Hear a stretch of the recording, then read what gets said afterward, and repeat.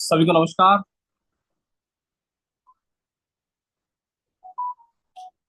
सभी को नमस्कार, जय श्री राम। कैसे हैं आप सभी?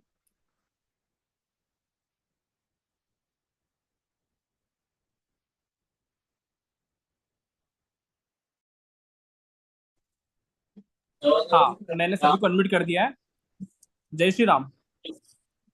कैसे हैं आप सभी? हनुमान हनुमान जन्मोत्सव कैसा चल रहा है आपके शहर में? हाँ, अच्छा चल रहा है। जी आप गुरुदेव, आशीर्वाद आप आशीर्वाद बोल की भी रक्षा सकते हैं, आपको कीजिए। अनम्यूट कर रखा है अभी। जी ठीक है। बहुत सुंदर चल रहा है गुरुदेव। क्या बात है। आज तो भंडारे भंडारे हो रहे होंगे सब तरफ। जी, लखनऊ में तो भंडारे का जो है भंडार है। क्या बात है। बहुत अच्छी बात है। और आज हनुमान जन्मोत्सव है ना, हम एक अ, हनुमान जी के माध्यम से भगवान है ना, राम जी के माध्यम से बहुत सारी बात समझने वाले हैं। और रामायण ज्योतिष के माध्यम से हनुमान जयंती और हनुमान जी क्या क्या है, तो सारी बात करने वाले हैं। आप सभी एक्साइटेड हैं? अच्छा, आप सभी वीडियो ऑन रख सकते हो। ठीक है, मैं एक बार सभी को म्यूट करूंगा और क्लास का शुभारंभ करते हैं।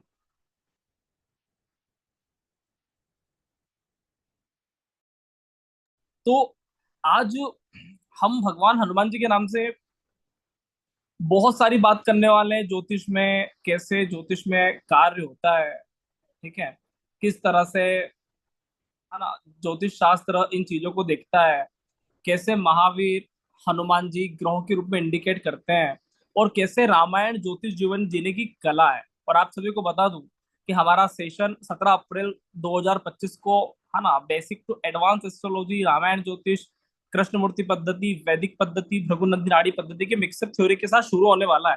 तो आप सभी अवश्य ज्वाइन कर सकते हैं। फिलहाल हम क्लास का शुभारंभ करेंगे। और आज का हमारा टॉपिक ये है कि क्या हनुमान जी के माध्यम से हम जन्म कुंडली प्रिडिक्शन कर सकते हैं। तो हनुमान जी क्या है और किस तरह से चीजों को करते हैं, तो एक छोटा सा स्क्रीन शेयर करूंगा आप सभी के लिए। आप सभी ध्यान दीजिएगा।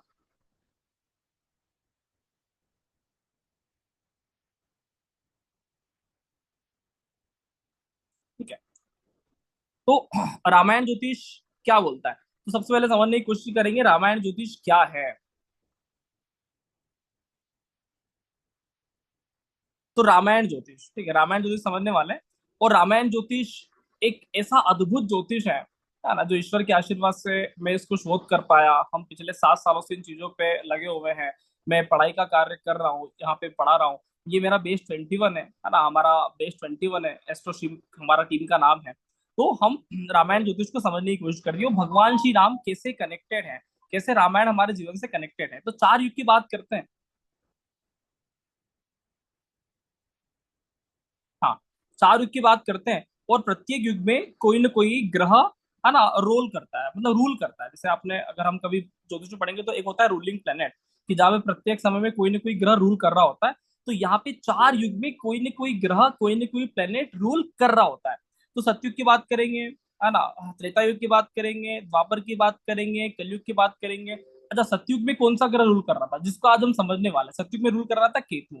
ठीक है। त्रेता युग में रूल कौन सा ग्रह कर रहा था? त्रेता युग में सूर्य रूल कर रहा था। द्वापर युग में रूल कर रहा था चंद्रमा, और कलयुग में रूल कर रहा है राहु। मतलब प्रत्येक युग में आपको अलग अलग कहानियां मिलेगी। अगर हम सतयुग की बात करें तो सतयुग में क्या चलता था? सतयुग में केतु वाली चीजें चलती थी, स्पिरिचुअलिटी, आध्यात्म, गुरुकुल, साधु संत, गंगा, स्वर्ग से आई बहुत सारी बातें, है ना। ठीक है। अच्छा, त्रेता युग की बात करेंगे तो त्रेता युग में हम बात करेंगे भगवान श्री राम के। भगवान श्री राम ने क्या किया, किस तरह से युद्ध लड़े वो, और कैसे एक क्षत्रिय धर्म का पालन उन्होंने किया है। तो त्रेता युग में हमें ये बातें सीखने को मिलता है। अच्छा, द्वापर युग की बात करेंगे तो द्वापर युग पूरी तरह से चंद्रमा का है। चंद्रमा ओरिएंटेड चीजें पहली बार, है ना, हमने खाने की वैरायटी देखा, भगवान श्री कृष्ण से खाने का, है ना, चीजें समझा, है ना, गोपियों के साथ रास लीला समझा, उन लोग के संगीत समझे, बांसुरी समझा, कैसे नृत्य करते हैं। तो ये सारी चीजें चंद्रमा की जो इन्वेंशन हुआ है, मतलब इसका बहुत अच्छी तरह से एक्सपेंशन हुआ है, तो द्वापर युग में हुआ। और आज जिस युग में हम पढ़ रहे हैं वो युग है राहु का। राहु मतलब कलयुग का कार्य। कलयुग मतलब क्या है? पूरी तरह से डिजिटल है। अगर आज हमारा क्लास चल रहा है वो भी पूरी तरह से डिजिटल है ना। हम ऑनलाइन आके मिल रहे हैं, हम ऑनलाइन ट्रांजेक्शन करते हैं, हम ऑनलाइन बातें करते हैं, फेसबुक पे, यूट्यूब पे, व्हाट्सएप पे, हर काम हमारा गूगल पे ऑनलाइन होता है। तो ये युग कौन सा है? राहु का है। और जिसका इस युग पे कमांड होगा वही उस युग का हीरो होगा। समझ में आ रहा है कि नहीं आ रहा है? तो प्रत्येक युग में कोई ना कोई हीरो रहा था। भारत ने 3 युगों तक बिल्कुल यहाँ पे अपना है ना डोमिनेशन जमा के रखा। ठीक है, केतु वाले युग में, सत्युग में साधु संतों का युग, त्रेता युग भगवान श्री राम यहाँ पे बिल्कुल डोमिनेंट था, है ना। चंद्रमा वाले युग पे द्वापर में भगवान श्री कृष्ण, यहाँ पे डोमिनेंस भारत ने किया। और ये जो राहु वाला युग है, यहाँ पे वेस्टर्न कल्चर डोमिनेट करता है। ठीक, समझ में आया? गूगल भारत का है नहीं है, फेसबुक भारत का है नहीं है, व्हाट्सअप भारत का है नहीं है, यूट्यूब भारत का है नहीं है, ये पश्चिम वालों का है। और निश्चित तौर पे पश्चिम हमेशा आगे रहेगा। 3 युगों तक अलग अलग दिशाओं के युग रहते हैं, थोड़ा सा समझ लीजिए इन चीजों को। ठीक है, तो केतु था उत्तर दिशा वाला युग, केतु उत्तर दिशा वाला युग है। सूर्य था ये पूर्व दिशा वाला युग, पूर्व दिशा में सूर्य उदय होता है। और भगवान श्री राम इस दिशा में, इस युग में पैदा हुए, इस युग में उनका जन्म हुआ। और पूर्व व्यक्ति की नैतिकता को लेकर सबसे ऊंचा है। अगर हम भगवान श्री राम की रामायण पढ़ते हैं, यहाँ पे सिर्फ हम राम जी की नहीं, रावण की बातें भी पढ़ लेंगे, रावण की टीम की बातें भी पढ़ लेंगे, तो हमारा भाई भाई में प्रेम हो जाता है कि भैया कुंभकर्ण और रावण में कितना प्रेम था, इंद्रजीत और रावण में कितना एक दूसरे के प्रति रिस्पेक्ट था। तो रामायण एक ऐसा ऐसा माध्यम है कि जहां से हम बहुत कुछ बातें समझ सकते हैं। उसके बाद आता है दक्षिण दिशा वाला युग जो आता है, वो था द्वापर का। और द्वापर में भगवान श्री कृष्ण, दक्षिण को बोलते हैं कर्म का कारक है, भगवान श्री कृष्ण ने गीता सार बताया और कर्मों को इतना गहरा व्याख्यान किया है कि पूछे मत। अब जो युग आ रहा है पतन का, इसको अपन बोलते हैं पतन का युग। अब यहाँ पे लोगों के चरित्र पतन होना, पश्चिम में सूर्य अस्त होता है, ध्यान दीजिएगा। तो यहाँ पे आपको है ना शुद्ध चरित्र वाला व्यक्ति, शुद्ध साधु आत्मा आत्मा वाला व्यक्ति, ईमानदार व्यक्ति, सत्यता व्यक्ति का, ये सब चीजों का पतन होता है। क्योंकि पश्चिम में व्यक्ति अपनी आत्मा को बेच देता है। भारत के ऋषि मुनि पाराशर जो अच्छे व्यक्ति थे, उन्होंने बहुत पहले से बताया कि भैया सूर्य कहाँ नीच का होगा, तो पश्चिम में। सूर्य का नीच का होगा तुला में। तुला राशि कौन सी? पश्चिम वाली राशि है। तो ध्यान देना, आत्मा, लोग आत्मा को बेच डालते हैं। ये युग ऐसा है कि यहाँ पे कुछ भी हो, यहाँ पे पैसा पैसा पैसा पैसा, है ना, इन चीजों की माया रहती है। ठीक है, तो ये युग समझना बहुत जरूरी है। ये रामायण ज्योतिष का आधार है। केतु का युग हम इंडिकेट कर सकते हैं रामायण में पात्रों से कि केतु मतलब हनुमान है। आज हनुमान जी का हैप्पी बर्थडे हनुमान जी, है ना। तो केतु मतलब हनुमान जी का युग है। वहां पे हनुमान जी मतलब साधु संत वाले लोग रहते थे। ब्रह्मा जी को बड़ा टेंशन आ गया कि भैया हमारा दुनिया कैसे आगे चलेगा। तो उस समय लोग ऐसे थे कि लोग भौतिक जीवन जीना नहीं चाहते थे, शादी नहीं करना चाहते थे। उसके बाद युग आता है भगवान श्री राम का, है ना। मतलब हम बात करते हैं त्रेता युग, भगवान श्री राम लीडर थे उसमें, राम का रोल रहा है बहुत जबरदस्त। रामायण से बात कर रहे हैं। द्वापर युग में माता सीता का रोल रहा है, और कलयुग में रावण का रोल रहा है। आप ये मानकर चलो कि भैया, है ना, 4 युग में चारों अलग अलग तरह के लोग मिलेंगे। सतयुग में अधिकतर लोग हनुमान जी की तरह थे, है ना, उतने ही साधु संत वैरागी भावना वाले लोग थे। त्रेता युग में भगवान श्री राम की तरह क्षत्रिय लोग थे। रावण की भी बात करें तो ताकत बहुत था, बहुत ज्यादा। उसके उसके बाद उसने बहुत ताकत करता था, मतलब हिम्मत वाला था, लड़ता था, युद्ध जीतता था, मतलब बहुत ज्यादा एनर्जी वाला युग था। राम जी बहुत एनर्जेटिक थे, क्षत्रिय थे, तो रावण का दुश्मन भी बहुत बड़ा एनर्जेटिक था। इस युग की बात करेंगे सीता, मतलब ये फीमेल प्लेनेट का पहला युग है। और ना चंद्रमा को बोलते हैं सीता, और भगवान श्री कृष्ण का फीमेल से क्या कनेक्शन हम जानते हैं। और ये युग है राहु का। राहु को बोलते हैं रावण।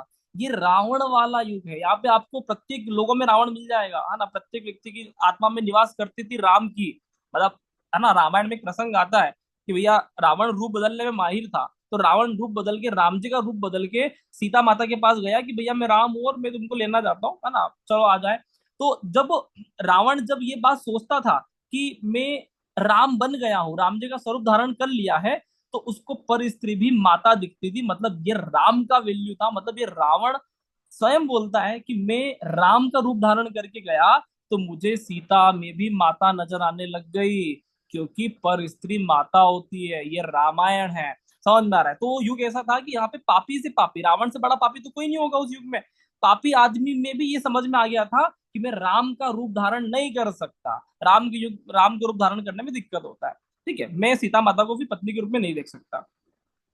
ठीक है, उसके बाद बात करते हैं राहु का। अब ये जो युग आ रहा है ना राहु का, यहाँ पे हर व्यक्ति राहु बनने की कोशिश करता है। हर व्यक्ति मायावी है, हर व्यक्ति डिजिटल हो गया है, हर व्यक्ति ऑनलाइन है, हर व्यक्ति को पैसा चाहिए, स्त्री चाहिए, मोह चाहिए, माया चाहिए। अगर आप बहुत गहराई से अनुभव करोगे तो रावण के पास क्या था? स्वर्ग सुंदर अप्सरा है, बहुत बढ़िया महल, है ना, प्राइवेट जेट था, पुष्प विमान। तो हर व्यक्ति के पास आज सुंदर मकान है, सुंदर, है ना, चेहरे हैं, प्राइवेट जेट है ना, सुंदर स्त्रियां हैं। समझ में आ रहा है कि नहीं आ रहा है? तो ये युग पूरी तरह से रावण का है। और हम राहु वाले युग में शुरुआत कर चुके हैं, क्योंकि कलयुग की स्टार्टिंग है। आगे जाके तो राहु अपने चरम पे होगा। ठीक है, तो ये रामायण ज्योतिष का आधार बता रहा हूँ। और ये 4 ग्रह वो ग्रह हैं जो सूर्य की परिक्रमा नहीं लगाते हैं। ठीक है, तो 9 ग्रह होते हैं ना, तो 5 ग्रह जो सूर्य की परिक्रमा लगाते हैं वो अलग है। ये 4 ग्रह जो हैं ये युग निर्माण की बात करता है, प्रत्येक युग एक के युग के निर्माण की बात करता है। सबसे बड़ा युग सतयुग होता है, उसके बाद त्रेता होता है, उसके बाद द्वापर होता है, और सबसे छोटा युग कलयुग होता है। 4,32,000 साल का युग होता है सबसे छोटा, क्योंकि यहाँ पे इतने ही साल में लोग काफी कुछ काम कर जाएंगे। समझ में आ रहा है? ये युग बहुत फास्ट चलने का है, तो आप बहुत गहराई से इन चीजों को समझते रहिए। चलिए, अब रामायण ज्योतिष कैसे जीवन जीने की कला है। तो रामायण भगवान राम के जीवन का एक आधारित एक महत्वपूर्ण ग्रंथ, एक रचना, एक अवतार, एक शिक्षा, एक सत्य। यह सिर्फ एक धार्मिक ग्रंथ मात्र नहीं है। ज्योतिष, रामायण सिर्फ एक किसी धर्म का विषय नहीं हो सकता, ज्योतिष का महत्वपूर्ण भाग है ना। इसमें ना सिर्फ नवग्रह, 27 नक्षत्र, अनंत सबलोड, केपी वाले सबलोड की बात करते हैं, बहुत सारी चीजें इस रामायण ज्योतिष में मिक्स है। हमारा जब 90 डेज का वर्कशॉप चलने वाला है, हम 90+ दिनों के लिए पढ़ने वाले हैं, ज्योतिष बेसिक्स टू एडवांस, और उसमें आपको हर एक चीजें सीखने को मिल जाएगा कि रामायण में राशि का रोल कैसे, नक्षत्र का रोल कैसे, ग्रह का रोल कैसे, प्रत्येक चीजें आपको रामायण के आधार मानकर सिखा दी जाएगी। मतलब हर क्लास में ऐसा होता है कि राहुल सर हम याद करना चाहते हैं, किसी और क्लास में जाओगे तो ऐसा बोलोगे कि हमें ज्योतिष को याद करना है। आप हमारी क्लास में आओगे, आप ऐसा बोलोगे कि मैं भूलना चाहता हूँ ज्योतिष, लेकिन आप भूल नहीं पाओगे, इस बात की गारंटी है कि भूल नहीं पाओगे। रामायण ज्योतिष आपके भीतर से प्रकट हो जाएगा। ठीक है, तो भगवान श्री राम, इसकी एक छोटी सी कविता कि राम सूर्य राम ही राशि, राम जगत के पालनहारी, राम के अंदर ही वेद है। वेदे का अर्थ होता है सीता, है ना। राम के अंदर ही वेदे ही, जैसे राशि के भीतर नक्षत्र है। सीता चंद्र, है ना, सीता ही नक्षत्र, सप्त तारों में बहुविध संता, सीता माया तो रावण मायावी, हनुमान के हृदय में मायापति। छोटी सी कहानी के अंदर से आपको सारी बातें समझ में आ जाएगा कि राम मतलब राशि है। अगर हम बात करेंगे राम कौन है, तो राम 12 राशियां हैं, राम 12 आदित्य हैं, राम 12 सूर्य हैं, राम 12 महीने हैं। इस बात का ध्यान रखना। सीता कौन है? सीता नक्षत्र है। अगर हम बात करेंगे कि नक्षत्र कारक कौन, तो नक्षत्र कारक चंद्रमा। चंद्रमा कारक कौन? चंद्रमा कारक सीता। आपका जन्म नक्षत्र जो भी है ना, आपका चंद्रमा जिस नक्षत्र में बैठा हुआ होगा, वही आपकी महादशा होगी, वही आपकी महादशा होगी। तो नक्षत्र ही महादशा, नक्षत्र ही चंद्र, नक्षत्र ही सीता, और सीता माता किसी भी व्यक्ति के जीवन की दशा तय करती है। ध्यान दीजिएगा इन चीजों को कि राम दिशा की बात करता है और सीता दशा की बात करती है। तो ज्योतिष शास्त्र में बहुत गहरी बातें होती है, दशा कि कौन सी दशा आने वाला है, कौन सी महादशा आने वाला है। तो सारे के सारे रोल नक्षत्र से इंडिकेट होते हैं। इसी बात को कृष्णमूर्ति जी कैपी सबलोड के माध्यम से गहरी व्याख्यान हुआ। यही बात रामायण भी करता है, यही बात पाराशरी भी करके गए हैं। सिर्फ वे ऑफ प्रेजेंटेशन, बात करने का तरीका, प्रस्तुतिकरण डिफरेंट है, बाकी सब माया वही की वही है। रामायण ज्योतिष अनंत काल तक जिएगा। राहु रावण है, ठीक है ना। तो मैं हमेशा बात करता हूँ कि राहु रावण है, मतलब राहु का आप बहुत गहराई से देखो तो आज के युग में, है ना, मायावी जीवन, है ना, राहु हर तरह से हावी है। ठीक है, आप मतलब राहु मतलब आप सोचिए कि जब रामायण में क्या बोलते थे कि निशाचर है। निशाचर का अर्थ क्या होता है? रात को ऑनलाइन चलने वाला, रात को जो ऑनलाइन रहे। आज भारत में, पूरे विश्व में लोग रात को कितनी बजे सोते हैं भैया? सब लोग ऑनलाइन चल रहे हैं। तो निशाचर मतलब रात को ऑनलाइन रहने वाला। निशा मतलब रात, चर मतलब ऑनलाइन। समझ में आ रहा है कि नहीं आ रहा है? तो ये युग किस तरह से राहु का हो गया हमारी आंखों के सामने, देखते देखते पता नहीं चला, और हम राहु के युग में समा गए। आपको पता है जब रामायण में युद्ध होता था, है ना, दो पार्टी के युद्ध हो रहे हैं भैया, राम रावण की, तो रामायण में जब युद्ध होता था तो सूर्य अस्त जैसे ही हुआ तो युद्ध विराम की घोषणा हो जाती थी। आज कलयुग ऐसा है कि जैसे ही सूर्य अस्त होता है तो लोगों के काम धंधे चालू हो जाते हैं। शॉपिंग मॉल सूर्य अस्त होने के बाद चालू हो रहे हैं, अभी कीर्तन भागवत सब तरह की चीजें सूर्य अस्त जैसे शांति शाम हो जाएगा, है ना, और लोगों के काम धंधे चालू हो जाते हैं। तो ध्यान दीजिए कैसे हम राहु के युग में आ गए, कैसे हम रात को जगने लग गए, और प्रातः काल जब ब्रह्म मुहूर्त का समय होता है तब हम कैसे शांति से नींद निकालने वाले हो गए। कैसा युग बदला हमें समझ में भी नहीं आया। ठीक है, तो एक छोटी सी, है ना, छोटी सी कविता, है ना, रावण के लिए है कि शिव बोले रावण से मेरा एक काम करोगे क्या। शिव का बहुत बड़ा भक्त था दशानन रावण। तो शिव बोले रावण से मेरा एक काम करोगे क्या, मैं तो हूं संहार, क्या तुम संहार करोगे क्या। लंका का राजा हूं अपनी जान भी न्योछावर, रावण बोलता है कि लंका का राजा हूं अपनी जान भी न्योछावर है, आपके एक आदेश पर सारी लंका भी कुर्बान है। काल और महाकाल भी की भक्ति बहुत निराली है, शिव भक्त में रावण जैसा कभी कोई न बलशाली है। राहु हूँ मृत्यु हूँ, मैं जीते जी लोगों को मार देता हूँ, और शिव का खेल बहुत बड़ा दुनिया का, है ना, दुनिया विनाश का कारक हूँ। समझ में आ रहा है? तो शिव और राहु की कॉन्सेप्ट कारक तत्व एक जैसे हैं। अगर हम बात करेंगे ज्योतिष में तो मृत्यु का कारक कौन है, तो भैया राहु है, शनि है। ठीक है। और राहु और शनि, शनिवत राहु, पाराशर जी बोलते अच्छे आदमी थे, उनको पता था कि राहुल सर आप पढ़ाओगे टेंशन नहीं आना चाहिए, तो पहले समझा ये सारी बातें। तो राहु और शनि, है ना, ये दोनों मृत्यु के कारक हैं, और शिव भी तो मृत्यु के कारक हैं, संहार करने वाले हैं। ध्यान दीजिएगा इन चीजों को। तो रावण और शिव का गहरा रिलेशनशिप, है ना, कई बार जीवन में ऐसी ऐसी अवस्था आ जाती है, तो नो डाउट कि जन्म प्यारा होता है, लेकिन कई बार ऐसी स्थिति आ जाती है कि व्यक्ति को जन्म से ज्यादा मृत्यु प्यारी होती है। तो हर एक ग्रह की अपनी कहानी है, मतलब आप ये बिल्कुल नहीं नकार सकते हैं कि ये ग्रह अच्छा है। आज अच्छा लगता है कि व्यक्ति 70 80 90 100 साल तो जिंदा रहे, उसके बाद तो वो भी भैया राहु को याद करने लग जाते हैं कि भैया आप हमें ले जाइए, हम नहीं जीना चाहते, बहुत हो गया है, हमारा लिमिट क्रॉस हो गया है, इस बात को ध्यान दीजिए। तो मैं हमेशा एक बात बोलता हूँ, ना कोई ग्रह अच्छा है ना कोई ग्रह बुरा है, हर ग्रह के अपने कुछ न कुछ टास्क हैं, तो उस टास्क के अकॉर्डिंग कार्य करता है। ठीक है। अब बात करते हैं केतु का, है ना, जो हमारा आज का विषय है, रामायण ज्योतिष, केतु हनुमान, है ना। और आज हनुमान जी का हैप्पी बर्थडे है, और मैं आशा करता हूँ कि आप सभी ने आम का फल जरूर चढ़ाया होगा, और नहीं चढ़ाया तो हमारी क्लास 7:30 बजे तक लगभग समाप्त हो जाएगा, मैं खुद मंदिर जाऊंगा। आप निश्चित तौर पे हनुमान जी का फेवरेट जो फ्रूट होता है आम, है ना, मैं तो सुबह चढ़ा के आ गया था, तो आप बिल्कुल हनुमान जी को पीला फल चढ़ाइए। बाली समय रवि भक्ष लियो तो तीनों लोग भयो, है ना, भयो अंधियारो। तो बचपन में ही हनुमान जी ने आम का फल समझकर भगवान सूर्य को निगल लिया था, तो इतना फेवरेट है हनुमान जी का, और बिल्कुल बच्चों की तरह वो खुश हो जाते हैं। तो निश्चित तौर पे मैं चाहता हूँ कि हनुमान जी भी आपके जीवन पे बिल्कुल नृत्य करें, बच्चों की तरह खुश हो जाए आपके जीवन में।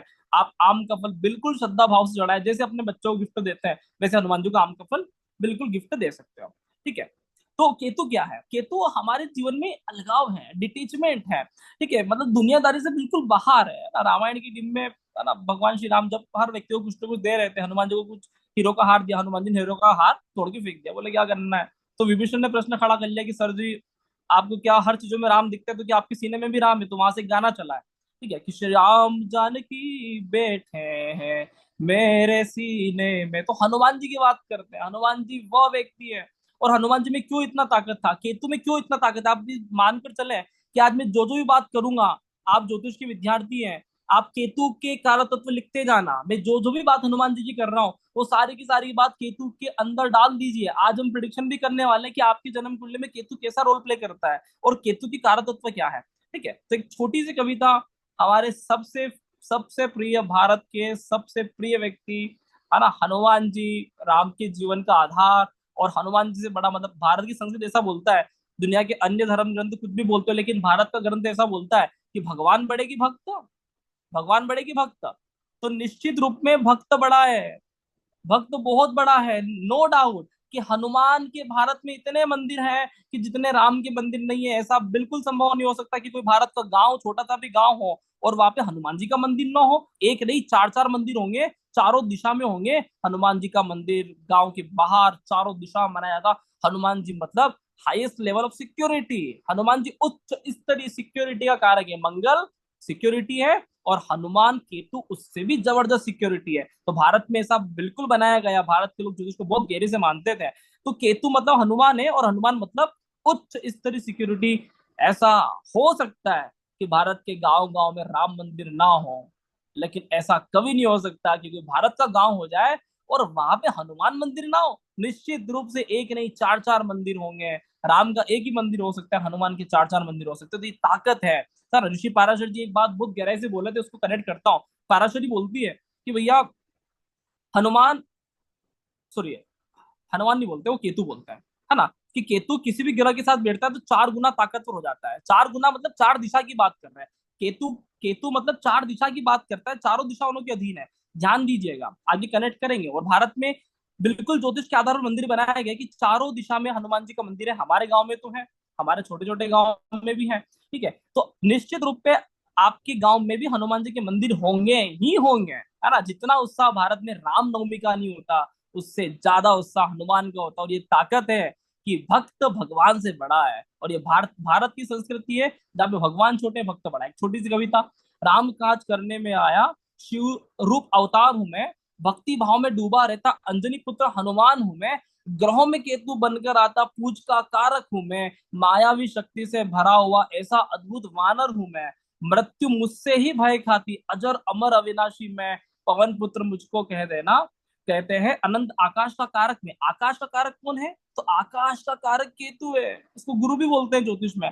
ठीक है। ऊंचाई, शिखर, चोटी, हिंदू संस्कृति का रखवाला में। भारत के लोग पहले चोटी बनाते थे, है ना। रामानुजन को देखा है, बहुत बड़े मैथमेटिशियन थे, चोटी रखते थे।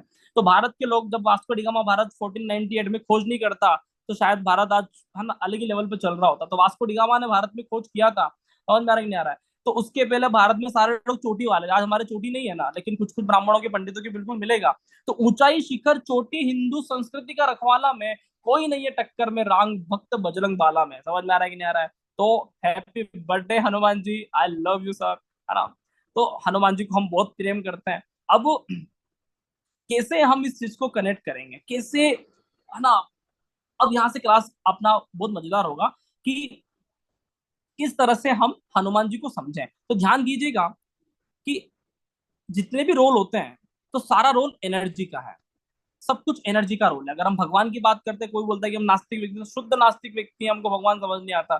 तो नास्तिक मतलब छोड़िए, एनर्जी को समझते हो, एनर्जी ही भगवान है, ऊर्जा भगवान है। जो जितना ज्यादा एनर्जेटिक है वही भगवान है। आप सोचिए कभी कि आपके घर में कोई ऐसा व्यक्ति है जो खूब मेहनत करता है, खूब एनर्जेटिक है, खूब काम करता है, खूब पैसा कमाता है, वो व्यक्ति उस घर वालों के लिए भगवान बन जाता है कि यार काम करना, एनर्जेटिक रहना, वही तो भगवान है ना। तो भगवान का कारक कौन है? तो हम बोलते हैं भगवान का कारक होता है राम। और राम को रामायण ज्योतिष क्या बोलता है? सूर्य। सूर्य भगवान का कारक है। अरे भैया, सूर्य से ज्यादा एनर्जेटिक कोई हो सकता है? तो सूर्य हाईएस्ट लेवल ऑफ एनर्जी। सूर्य मतलब सोर्स है एनर्जी का। सूर्य से ही सभी ग्रह रोशनी प्राप्त होती है ना। तो जितने भी ग्रह हैं, सभी ग्रहों को जो रोशनी प्रदान करने वाला जो ग्रह है वो सूर्य है। और सूर्य का इन्वर्टर जो होता है वो चंद्रमा, सीता। चंद्रमा के पास भी जो रोशनी है, मूनलाइट जो है, वो भी सूर्य के द्वारा ही इन्वर्टर का कार्य करता है। तो हमारे घर में लाइट चले जाती है, इन्वर्टर आता ही नहीं आता है, तो चंद्रमा इन्वर्टर का कार्य करता है। ध्यान दीजिएगा। तो मूल कारक क्या है? एनर्जी, एनर्जेटिक रहना। और एनर्जी का कारक कौन है? सूर्य है। दूसरा एनर्जी कारक कौन है? मंगल। राम जी का छोटा वाला भाई लक्ष्मण। लक्ष्मण ऊर्जा का सबसे बड़ा कारक है। लक्ष्मण इज द कारक of energy, full of energy. तो लक्ष्मण मतलब ऊर्जा, कि आप एनर्जेटिक हो। भारतीय संस्कृति में योग करेंगे भैया, मेडिटेशन करेंगे, घूमेंगे फिरेंगे भागेंगे। जितने भी खिलाड़ी होता है, वो आदमी दौड़ता है, नित्य 3 मिनट दौड़ने की परंपरा हमारे हिंदी में एक लेक्चर था, नित्य 3 मिनट दौड़िए। समझ में आ रहा नहीं आ रहा है? तो मंगल, आप लगातार 3 मिनट दौड़ते हो, ज्यादा नहीं करना, नित्य 3 मिनट दौड़िए, उससे भी मंगल एक्टिवेट हो जाता है। हाँ, मधुबाला चावला मैडम ने कुछ लिंक डाला है टेलीग्राम वगैरह का, आप ज्वाइन कर सकते हैं। राइट, चलिए। तो मंगल हमारा एनर्जी का कारक है। अब यहाँ पे ध्यान लगाइए कि सूर्य हो गया एनर्जी, मंगल हो गया एनर्जी, और ऋषि पाराशर जी बोलते हैं कि भैया कुंजवत केतु है ना। कुंजवत केतु है। तो केतु और मंगल के अंदर एक जैसी क्वालिटी होती है, और आज मैं वही समझाने की कोशिश कर रहा हूं। और हमारा टॉपिक ये है, हमारा टॉपिक ये है, लेकिन इसके टॉपिक लेने से पहले मुझे इन दोनों पे बात करना बहुत जरूरी है। तो सूर्य कौन है? राम है।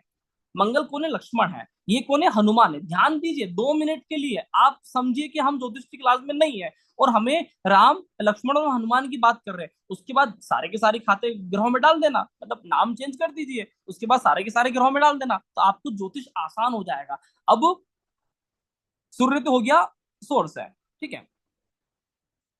सूर्य तो बिल्कुल फिक्स हो गया, सोर्स है। अब बात करेंगे मंगल का। तो मंगल है ऊर्जा का कारक, और केतु भी है ऊर्जा का कारक। मैं आपको बहुत सारी चीजों से इसको एक्सप्लेन कर सकता हूँ कि दोनों कैसे, किस तरह से ऊर्जा का कारक है, लेकिन आपको इस थ्योरी से पहले समझना पड़ेगा कि मंगल है एक फिजिकल ग्रह, एक भौतिक पिंड है। मंगल का एक भौतिक पिंड है, आप मंगल पे जाके खड़े हो सकते हो, वहां पे जाके रह सकते हो। केतु छाया ग्रह है, जिसका कोई भौतिक अस्तित्व नहीं है। तो लोग पहले, है ना, विज्ञान में ज्यादा लोग विश्वास नहीं रखते, तो लोग बोलते भी हम छाया ग्रह को नहीं मानते। बाद में विज्ञान को पता चला कि नहीं नहीं ऐसा होता है ना। तो छाया ग्रह होते हैं, वो अलग नाम से बोलते हैं, और नॉर्थ नोड और साउथ नोड के नाम से बोलते हैं, एनएस पोल। राइट। तो अब हम बात करेंगे कि मंगल तो क्या है? भौतिक पिंड है। लेकिन केतु क्या है?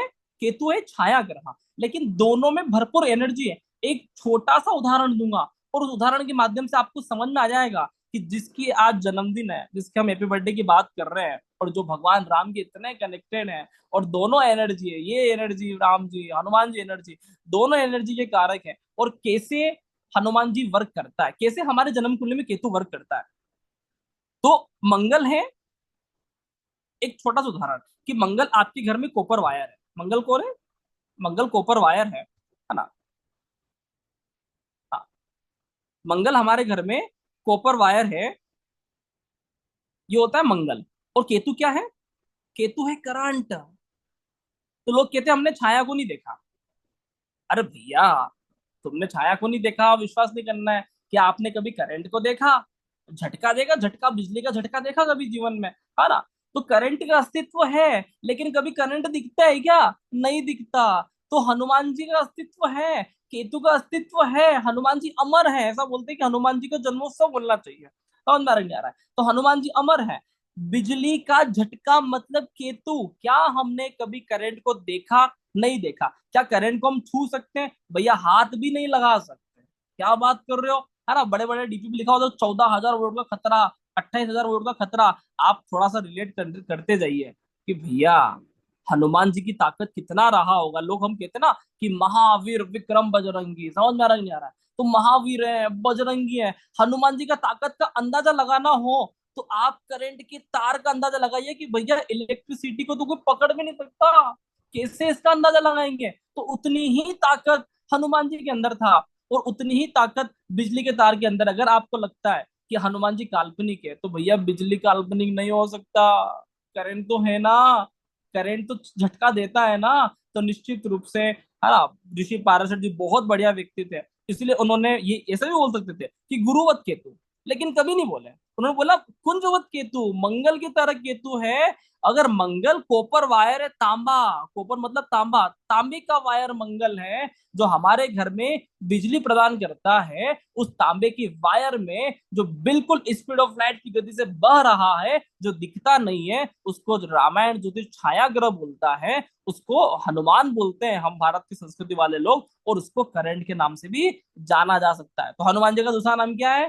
करंट। इलेक्ट्रिसिटी इज द कारक ऑफ हनुमान। इलेक्ट्रिसिटी मतलब हनुमान, है ना? अब राहु क्या है? तो राहु भी तो छाया ग्रह है। तो इंटरनेट, इंटरनेट इस कारक और राहु। अब आप बोलोगे भैया रावण कितना बुद्धिशाली व्यक्ति था, क्या रावण दिमागदार था? रावण के 10-10 सिर है। तो रामायण ज्योतिष बोलता है कि रावण बहुत दिमागदार था। आज इंटरनेट पे जाके कुछ भी सर्च करो, दिखेगा नहीं दिखेगा, सब कुछ दिख जाएगा, है ना? कि भैया ज्योतिष क्या होता है, पाकिस्तान में क्या हो रहा है, वहां पे क्या हो रहा है, सारी बातें पता चल जाएगा। तो इंटरनेट से सारी बातें दिख सकता है। ध्यान लगाएं, इलेक्ट्रिसिटी मतलब हनुमान। अगर इलेक्ट्रिसिटी ना हो तो भैया इंटरनेट कितने दिन तक अस्तित्व में रहेगा? थोड़ा विचार करिएगा। आप बोलते हैं कि राहु का युग है, निश्चित तौर पे राहु का युग है, ठीक है ना? और ज्योतिष शास्त्र ऐसा बोलता है कि भाई धर्म के 4 पैर होते थे, है ना? फिर सतयुग में 4 पैर थे, कलयुग में 3, त्रेता में 3 रह गए, द्वापर में 2 रह गए, कलयुग में 1 रह गया। जिस दिन एक पैर भी खत्म हो जाएगा तो पृथ्वी नष्ट हो जाती है। अब जैसे ही केतु खत्म हो गया तो पृथ्वी नष्ट हो जाएगा। ध्यान रखना इन चीजों को। तो बिना बिजली के क्या इंटरनेट चल सकता है? अगर 2 दिन भी लाइट बंद हो जाए तो बड़ी अस्त व्यवस्था आ जाए भैया, होगा क्या? तो केतु अमर है, सबसे उच्चतम एनर्जी है ना? तो कई बार लगता है कि भैया हिंदू सनातन संस्कृति है, क्या होगा? अरे कुछ भी नहीं होगा। जो इस पृथ्वी पे अंतिम व्यक्ति भी रहेगा ना, वो भी हिंदू सनातन संस्कृति को फॉलो करने वाला व्यक्ति रहेगा। केतु अमर है यार, चिंता नहीं करने का। भारत की संस्कृति बहुत गहरी बात करती है। तो केतु क्या है? बिजली का झटका। अब मैं आपको बहुत सारी बातें बताने वाला हूं कि आप हनुमान जी को ज्योतिष के रूप में कैसे कैसे इंडिकेट कर सकते हो। तो हनुमान जी ना सिर्फ बिजली का झटका है, जबकि हनुमान जी इलेक्ट्रिसिटी भी है, और हनुमान जी बिजली चमकना भी है। हनुमान जी मतलब बिजली चमकना। आसमान में खूब बिजली चमकता है। कर्क राशि का जब महीना आता है, सूर्य जब कर्क में आता है, तो भारत के लोग सावन मनाते हैं। हनुमान जी का संबंध कर्क राशि से, सीना फाड़ के बताया था ना, हनुमान जी ने सीना फाड़ के बताया था। तो कर्क राशि के संबंध हनुमान जी से है। तो ध्यान दीजिए, बिजली चमकना, बिजली चमकने का कारक कौन है? आसमान में जब बिजली चमकता है तब भय लगता है ना? हनुमान जी लंका में गए, पूरी लंका कांप गई। शुरुआती उन्होंने ऐसा किया कि भैया लंकनी से मुलाकात हो गई, कि सर जी बोले कौन है? बोले भैया कहाँ कहाँ जा रहा है, समझ में आ रहा है? तो लंकनी से मुलाकात हो गया, और मुलाकात होने के बाद सीधा लंकनी को वार करना चालू कर दिया, अशोक वाटिका उजाड़ दी, है ना। तो पूरा भूकंप आई है कि बोले हुआ क्या है। तो ध्यान दीजिए, हनुमान जी चमकता है बिजली की तरह। ठीक है, एक पहला कारक तो बता रहा हूँ कि केतु क्या रोल प्ले करेगा, इसको अपन ज्योतिष शास्त्र से रिलेट करेंगे। केतु का पहला कारक ये है कि बिजली चमकाता है, करंट का कारक है हनुमान।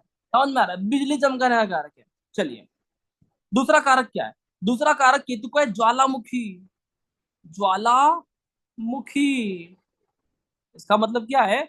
हम बात कर रहे थे फुल ऑफ एनर्जी का, तो केतु फुल ऑफ एनर्जी है, खूब एनर्जी है केतु के अंदर, भगवान राम के अंदर। ये जो तीनों लेजेंड व्यक्ति है, राम, है ना, लक्ष्मण और हनुमान, समझ में आ रहा है, ये तीनों फुल ऑफ एनर्जी, खतरनाक ऊर्जा से भरे हुए लोग। क्या भैया, कोई नहीं टिकता अगर ये तीनों एक साथ खड़े हो जाए, तो कहीं कहीं कोई नहीं है टक्कर में। समझ में आ रहा है कि नहीं आ रहा है? तो लक्ष्मण घायल हो गए, तो हनुमान जी बोले मैं पहाड़ ले आऊंगा, चिंता नहीं करने का।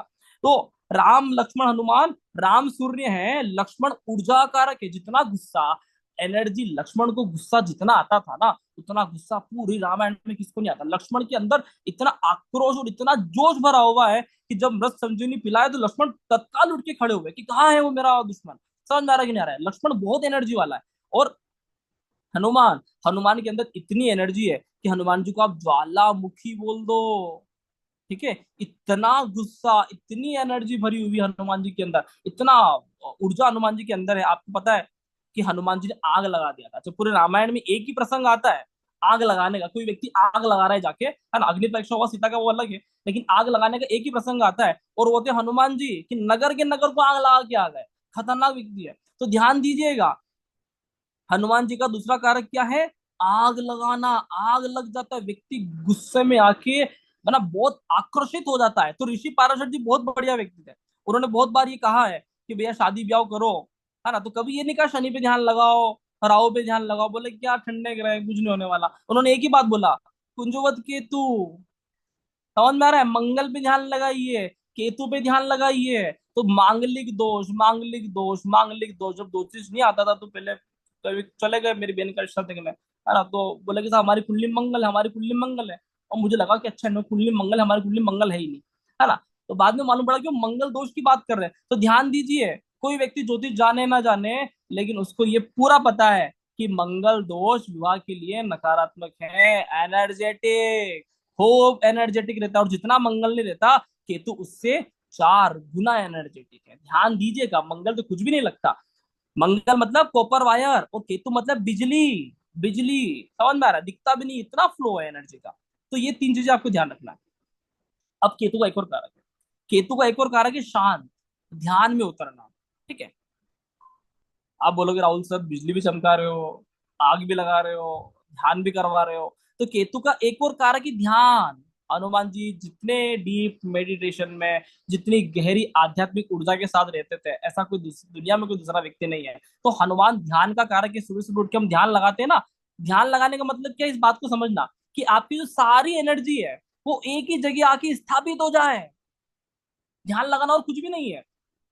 लोग पता नहीं ध्यान लगाते, समझ में नहीं आता, लोग बोले हम तो सब बहुत सालों से उठ रहे हैं, हमारे जीवन में कोई फर्क नहीं पड़ा। अरे ध्यान लगाने का मतलब ये है कि आपकी सारी ऊर्जा एक ही जगह आकर केंद्रित हो जाए, बिल्कुल सेंटर पॉइंट में। ये दो आंखें, तो बिल्कुल दो आंखों के मध्य जो होता है, वहां पे ध्यान लगाना चाहिए। कभी कभी बोले कि सर हम ध्यान कैसे लगाएं, तो आपकी जो यहाँ दिख रहा है मेरा फोटो, है ना, तो यहाँ पे बिल्कुल इस तरह से पकड़ लीजिए उंगली को, है ना, थोड़ी देर रखिए, 10-15 मिनट दबा के रखिए, आपको पता चलेगा कि आपके अंदर क्या क्या चीजें हैं। ठीक है, आपको लगता है कि मेरा ध्यान में भटकता हूं, तो क्या करें? दोनों आंखों के बीच में बिल्कुल ध्यान वहां रखे, बिल्कुल तीसरा नेत्र, जो शिव जी का तीसरा नेत्र है, ध्यान दीजिएगा। तो हनुमान जी ध्यान के कारक है, और हनुमान जी मतलब बोलते हैं ऋषि मुनि, 7 नंबर बोलते हैं। न्यूमरोलॉजी वाले बहुत बढ़िया से ज्योतिष समझते हैं। ठीक है, तो हनुमान जी मतलब क्या है? ऋषि व्यक्ति है। 7 नंबर है, केतु है, आध्यात्मिक व्यक्ति है, डिटेचमेंट है, भौतिक जीवन से दूर रहते हैं, अनमेरिड व्यक्ति है ना, शादीशुदा नहीं है। ठीक है, आप बोलोगे सर हनुमान शादी कर रखा है, मतलब उन्हें कारण तो बता रहा हूँ कि 7 नंबर वाले डिटेच्ड रहते हैं, भौतिक जीवन से, स्पिरिचुअलिटी से कनेक्ट रहते हैं। शादीशुदा हो सकता है, लेकिन डिटेचमेंट दोनों का रहता है। ठीक है, तो शब्दों पे नहीं पकड़ना, भाव पे पकड़ना है, हमेशा ध्यान रखना। तो ध्यान क्या होता है? ध्यान हमेशा बहुत जरूरी है। कभी कभी हमारा ध्यान भटक जाता है, तो व्यक्ति क्या है, शादी कर लेता है तो क्या होता है, वहां जाना है, ये ध्यान है, पत्नियां कह रही है, पतिया कह रहा है, आज बाजार में जाना है, शॉपिंग करना है, खाना बनाना है, 10 जगह ध्यान भटक गया। अब स्पिरिचुअलिटी वाला जो व्यक्ति होता है, अब उसने शादी ब्याह करा नहीं, भौतिक जीवन से दूर हो गया, तो उसका सारा ध्यान एक ही तरफ है। और एक ही तरफ स्पिरिचुअलिटी की तरफ, तो बड़े बड़े ऋषि साधु संत, जो भी व्यक्ति बड़ा व्यक्ति होता है, अपना सारा फोकस एक ही जगह करता है। आप सोचिए कि भगवान श्री राम, कभी आपने अनुभव किया कि भगवान श्री राम ने शिव धनु तोड़ा? आपको पता है शिव धनु तोड़ने में क्या खास विशेषता था? है ना, कोई भी तोड़ सकता था, लेकिन क्या खास विशेषता, उसकी बात ध्यान रखना। ठीक है, भगवान श्री राम ने शिव धनुष तोड़ा। भगवान श्री राम ने, है ना, एक ही तीर से 7 पेड़ को काट दिया। कभी सोचा ऐसा हुआ क्यों है, आखिर क्या कारण है? भगवान श्री राम ध्यान की प्रतिमूर्ति थे। वो अपना ध्यान पूरा कॉन्सेंट्रेट रखते थे, इधर उधर बिल्कुल भी नहीं भटकाते थे। तो एक बात है कि हमारा शरीर ऊर्जा तो काम तो करता है, तो अगर आप अपनी ऊर्जा को 10 अलग अलग विभिन्न कार्यों में भटकाओगे, तो आपकी एनर्जी लेवल तो डाउन होगा। आप खाना भी खा लो, भाग भी लो, बातें भी कर लो, गॉसिप भी कर लो, टाइम पास भी कर लो, सारी चीजें कर लो, तो ध्यान तो भटकेगा। लेकिन हनुमान जी, राम जी एक ही जगह अपना पूरा ध्यान रखते थे, और जैसे ही समय आता था तो एक तीर निकालते थे। तो इसलिए राम जी की तीर की ताकत बहुत ज्यादा था। और ये हर व्यक्ति राम जी बन सकता है, हर व्यक्ति राम बन सकता है, ऐसा नहीं कि वो बने हैं। हर व्यक्ति हनुमान बन सकता है, हर व्यक्ति के अंदर इतनी कैपेसिटी है। करना क्या होगा, तो व्यक्ति का ध्यान पूरी तरह से कॉन्सेंट्रेट हो। अगर आप ज्योतिष में, तो बिल्कुल ज्योतिष में ही पूरा ध्यान है, एक ही जगह पूरा ध्यान है। जिस समय आप बैठे हो उस समय आपका ध्यान एक ही जगह है। ऐसा नहीं कि पास में टीवी चल रहा है, आईपीएल का स्पोर्ट देख रहे हैं, इधर सत्संग चल रहा है, सारी बातें हो गई, बिल्कुल भी नहीं करना है। तो ध्यान का मतलब ये होता है एक ही जगह ध्यान रखना। और जब व्यक्ति एक ही जगह ध्यान रखता है, तो व्यक्ति का निशाना अचूक हो जाता है, कभी नहीं चुकता। इसलिए ऋषि मुनि बोलते थे कि ध्यान में बैठिए, है ना, और इसलिए बैठिए ब्रह्म मुहूर्त में कि उस समय को डिस्टर्ब करने वाला व्यक्ति आएगा नहीं। समझ में आ रहा है? तो ये ध्यान है। अच्छा, एक और कारक तो हनुमान जी क्या है, ये लास्ट कारक बता रहा हूँ केतु का, फिर अपन करने की करेंगे प्रिडिक्शन। हनुमान जी उच्चतम हृदय की बात करते हैं। आपके हृदय में कितना गंदगी भरा हुआ है, कितना मेल है, उसका साफ सफाई करने वाला एकमात्र कारक ज्योतिष में है, जिसका नाम है केतु। और केतु से बढ़िया सफाई, केतु से बढ़िया सफाई अभियान कोई नहीं चला सकता। इस बात का ध्यान रखें। अब हम यहाँ से प्रिडिक्शन करना चालू करेंगे ज्योतिष का। लेकिन उसके पहले आपको एक चीज समझना बहुत जरूरी है कि यहाँ पे हमने क्या बातें समझा। तो केतु का रोल क्या था, केतु का रोल क्या क्या हमने समझा है। तो केतु का रोल हमने समझा, सबसे पहले इलेक्ट्रिसिटी, बिजली चमकना। दूसरा रोल हमने समझा ज्वालामुखी। ठीक है। तीसरा रोल हमने समझा केतु का, क्या समझा था, ध्यान। और चौथा है हृदय। ठीक है। अब ये आपके जन्म कुंडली में केतु जहां पर भी बैठा होगा, ये चारों रोल प्ले करने वाला है। चारों के चारों रोल प्ले करने वाला, ऐसा हो ही नहीं सकता कि आपकी जन्म कुंडली में केतु जिस भाव में बैठ जाए और ये चारों रोल प्ले ना हो। 100% होंगे। केतु हनुमान है और ये चारों रोल प्ले करवाएगा। अब मैं आपको प्रिडिक्शन करने की टेक्निक सिखाता हूँ। ठीक है, आज का क्लास बहुत मजेदार होने वाला है। तो ये लगन में, मान लीजिए हम एक बिल्कुल सिंपल चार्ट ले रहे हैं, यहाँ पे बहुत ज्यादा डिस्कशन में नहीं करने वाला हूँ, बिल्कुल एक सामान्य ज्योतिष के सूत्रास कि आप किसी कुंडली को खोलो तो आपको सिर्फ केतु हनुमान के दर्शन ना हो, आप उससे प्रिडिक्शन कर सके, अरे हनुमान जी हमारे लिए केतु के कारक तत्वास हैं। हनुमान इज द कारक तत्वास ऑफ केतु। जो जो हनुमान जी के अंदर है, वही की वही बातें केतु के अंदर भी होगा। एक भी बात मिस नहीं हो सकता। जो जो हनुमान जी के अंदर है, वही का वही केतु के अंदर है। क्या हनुमान जी डिटेचमेंट रखते थे? केतु डिटेचमेंट रखेगा। क्या हनुमान जी ज्ञानी थे? केतु ज्ञानी है। क्या हनुमान जी आध्यात्मिक है? केतु आध्यात्मिक है। क्या हनुमान जी आग लगा सकते हैं? केतु आग लगा सकता है। क्या हनुमान जी मारपीट कर सकते हैं? केतु मारपीट कर सकता है। क्या हनुमान जी ताकतवर है? केतु बहुत ताकतवर है। क्या हनुमान जी चमत्कार कर सकते हैं? केतु चमत्कार कर सकता है। अरे भैया, जो जो भी चीजें, अब आप हनुमान के बारे में कुछ भी तारीफ करो, कुछ भी बुराई करो, XYZ कुछ भी बात कहिए, वो सारे के सारे गुण केतु के हैं। एक भी चीज अलग नहीं हो सकता।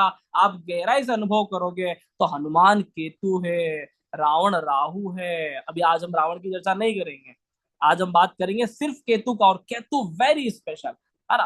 हालांकि मेरी क्लास में हमेशा राहु स्पेशल होता है ना। आज हनुमान जी ने मुझे मौका दिया और मैं केतु स्पेशल पढ़ाने वाला हूँ। ठीक है। तो अगर मान लीजिए किसी की जन्म कुंडली में केतु इन फर्स्ट हाउस में केतु है, तो क्या होगा? कुछ भी नहीं होगा। चार बातें ध्यान लगो। बिजली क्या देता है? झटका। समझ में आ रहा है ना? बिजली का झटका भैया खतरनाक है। उसके बाद क्या लिखा था अपन ने? अग्नि, गुस्सा। ज्वालामुखी क्या है? अग्नि जैसा। उसके बाद क्या है? ध्यान। और उसके बाद क्या है? व्यक्ति का शांत, ध्यान में शांत हो जाता है। उसके बाद क्या है? स्वच्छ हृदय। बिल्कुल साफ हो गया व्यक्ति, बिल्कुल पाक साफ हो गया। केतु जहां पर भी आया है ना, बिल्कुल सफाई करना है उस भाव को लेकर, बिल्कुल गंदगी निकालने आया है। और इसका मतलब ये नहीं है कि वो शुरुआत में ही गंदगी निकाल देगा, पहले देगा झटका। तो लगन में केतु जिसका भी बैठा होगा, उसको जीवन में बड़े बड़े झटके आएंगे। समझ में आ रहा है? उसको बहुत गुस्सा आएगा, उसको शुरुआत में जीवन में झटके आते हैं, गुस्सा आता है। उसके बाद ध्यान लगाएं कि वो व्यक्ति बिल्कुल डीप मेडिटेशन में उतर जाता है। तो लगन में केतु व्यक्ति डीप मेडिटेशन में उतर जाता है, और आखिरी बात जो है, फिर वो व्यक्ति बिल्कुल स्वच्छ हृदय का हो जाता है। तो ध्यान लगाएंगे हम चीजों को, सारी चीजों को। अगर लगन में केतु होगा तो ये रिजल्ट आएगा। सेकेंड हाउस में केतु होगा तो क्या होगा? क्योंकि लगन हमारा संयम का है, तो हमारा इसका जीवन में संयम पे इफेक्ट आएगा। सेकेंड हाउस किसका होता है? सबसे पहले ध्यान लगाएं कि सेकेंड हाउस होता किसका है भैया। तो सेकेंड हाउस होता है घर का, कुटुंब का, अरे वाणी का। समझ में आ रहा है? बैंक बैलेंस का, कितने रुपया है बैंक में। चीजें समझ में आ रही नहीं आ रही? तो घर का, कुटुंब का, वाणी का, बैंक बैलेंस का, आदि चीजों का भाव होता है सेकेंड हाउस। अब सेकेंड हाउस में केतु होगा तो क्या होगा? घर से डिटेचमेंट करेगा शुरुआत में, बिल्कुल झटका लगेगा, घर वाले झटके देंगे। कुटुंब, कुटुंब से झटका आएगा। वाणी में ब्रेक हो सकता है, ब्रेक इन वाणी। समझ में आ रहा है? आप कुछ बोलोगे तो हकलाहट हो सकती है। समझ में आ रहा है? तो वाणी में ब्रेक हो सकता है, सेकेंड हाउस में केतु, है ना। ये सारी चीजें रोल प्ले करवाएगा कि घर में समस्या, वाणी में समस्या, ठीक है ना, फाइनेंशियली क्राइसिस, कुछ भी हो सकता है। उसके बाद अग्नि, आग लगाएगा। ध्यान लगाना केतु जी का रहता तो व्यक्ति को बहुत गुस्सा आएगा। सेकेंड हाउस में मंगल हो, सेकेंड हाउस में केतु हो, व्यक्ति का गुस्सा बहुत तेज बढ़ जाता है। उसके बाद व्यक्ति लगाता है ध्यान, है ना। ये दो चीजें करने का व्यक्ति के अंदर जीवन में ध्यान आ जाता है। और उसके बाद व्यक्ति कर देता है माफ। आप ध्यान लगाइए कि लोग कहते हैं केतु वाले माफ नहीं करते, अरे नहीं करते। पहले पहले गुस्सा करेंगे, झटका देंगे, और उसके बाद जो अंतिम स्टेप है केतु का, वो होता है माफी। अंतिम स्टेप केतु का माफी है। व्यक्ति फॉरगिव, है ना, भूल जाता है। आपको पता है हनुमान जी के अंदर एक क्वालिटी था, ये सारी बातें हनुमान जी को बता रहा हूँ, कि जब एक ऐसा प्रसंग आया रामायण में कि भैया कौन जाएगा संजीवनी बूटी लेने, लक्ष्मण मूर्छित हो गए, है ना। शायद उस टाइम का प्रसंग था, दूसरा प्रसंग था। हाँ, एक प्रसंग था, मैं थोड़ा सा मिस कर रहा हूँ। ठीक है, तो वहां पे ऐसा हुआ कि भैया कौन ये काम करेगा, शायद नागपाश की बात था। ठीक है, कि कौन भगवान श्री राम को छुड़वाएगा। तो वहां पे सारे लोगों ने, है ना, को नहीं जानत है जग में कभी संकट मोचन नाम तियारो, ये वाला स्तुति किया, और हनुमान जी को अपनी शक्ति याद दिलाई। क्योंकि हनुमान जी को एक समस्या था, और वो समस्या ये था कि हनुमान जी भूल भी जाते थे, हनुमान जी को कुछ भी याद नहीं रहता था। तो ये केतु का लास्ट स्टेप है, ये केतु का फाइनल स्टेप है। उसके पहले केतु बहुत चीजें याद रखता है, लेकिन जिस भी भाव में केतु होगा, व्यक्ति को अंततः उस भाव से जुड़ी हुई चीजों को भूलना ही पड़ेगा, माफ करना ही पड़ेगा। तो Ketu in second house last में माफ करेगा। थर्ड हाउस में, है ना, बहुत एनर्जेटिक रहेगा। ये हमारा सबकॉन्शियस माइंड का होता है, अवचेतन मन का होता है। तीसरे भाव में केतु, व्यक्ति खूब एनर्जेटिक है, व्यक्ति के जीवन में, है ना, खूब उतार चढ़ाव आ सकते हैं। पहला उपचय भाव है, लगन का मित्र होता है ना, लगन की शक्ति है। ठीक है, तो ऐसा हो सकता है। उसके बाद छोटे भाई बहन का होता है। तो छोटे भाई बहन के जीवन में कुछ ना कुछ अप डाउन आ सकते हैं, व्यक्ति को उसको अंततः माफ करना पड़ेगा। आखिरी उपचार माफी का है। तो केतु तीसरे भाव में होगा, तो कहीं ना कहीं तीसरे भाव से जुड़ी हुई चीजों में इलेक्ट्रिसिटी, करंट, गुस्सा बहुत आएगा, है ना, अग्नि जैसा व्यवहार करेगा, व्यक्ति उससे लड़ झगड़ सकता है। तीसरे भाव में केतु वाला फाइट हो सकता है। उसके बाद व्यक्ति, ये दोनों चीजों से निकलने के बाद व्यक्ति ध्यान भी करता है वहीं से, और उसके बाद हृदय, मतलब फिर माफ भी करता है। तो ये केतु के साथ हर जगह होगा। फोर्थ हाउस में केतु है, क्या डिटेचमेंट करेगा केतु? घर वालों से, परिवार वालों से, माता से डिटेच करता है। झटका लगता है, गहरा गहरा झटका लगेगा। हो सकता है कि फोर्थ हाउस जिसका केतु हो, उसकी माता से अलगाव हो गया हो, माता कम उम्र में चली गई हो, माता से विच्छेद हो गया हो, बिल्कुल डिटेचमेंट होगा। अगर माता है तो गहरी लड़ाई हो गई हो, क्योंकि अग्नि और इलेक्ट्रिसिटी का कारक बिल्कुल केतु करेगा जिस भी भाव में होगा। तो फोर्थ हाउस में, तो घर से, परिवार से, रिश्तेदारी में माता है, तो माता से लेकर कुछ न कुछ ऐसी इस तरह चल सकती है जहां पे व्यक्ति को गहरा झटका लगे। समझ में आ रहा है? उसके बाद यही केतु अलग रोल प्ले करता है झटका लगने के बाद। फिर व्यक्ति बिल्कुल, है ना, हृदय खोल देता है ना, माफ कर देता है, जो कुछ भी हुआ भुला देता है, आखिर में उसको भुलाना पड़ेगा। चलिए, इसी तरह से पंचम में केतु होगा तो पंचम भाव प्रेम प्रसंग का, लव अफेयर का, प्रेमी का, आदि आदि बहुत सारी जगह बहुत सारी चीजों का होता है। तो जिस भी भाव में केतु जाएगा वहां पे क्या करेगा? झटका, जोर का झटका, इलेक्ट्रिसिटी, करंट। अरे भैया करंट लगाएगा, केतु का काम है। केतु क्या है?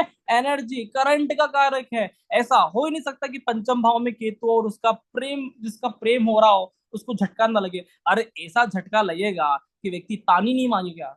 जब करंट लगता है ना तो व्यक्ति पानी नहीं मांगता, और भैया क्या झटका लगा है, मतलब 10 मिनट हाथ दिलाता है। तो व्यक्ति इतना कंपन हो जाता है, हिल जाता है। तो पंचम भाव में केतु प्रेम प्रसंग, लव अफेयर, ठीक है ना, ये महिलाओं के लिए संतान का भी होता है, तो संतान डिलीवरी में भी झटके लग सकते हैं।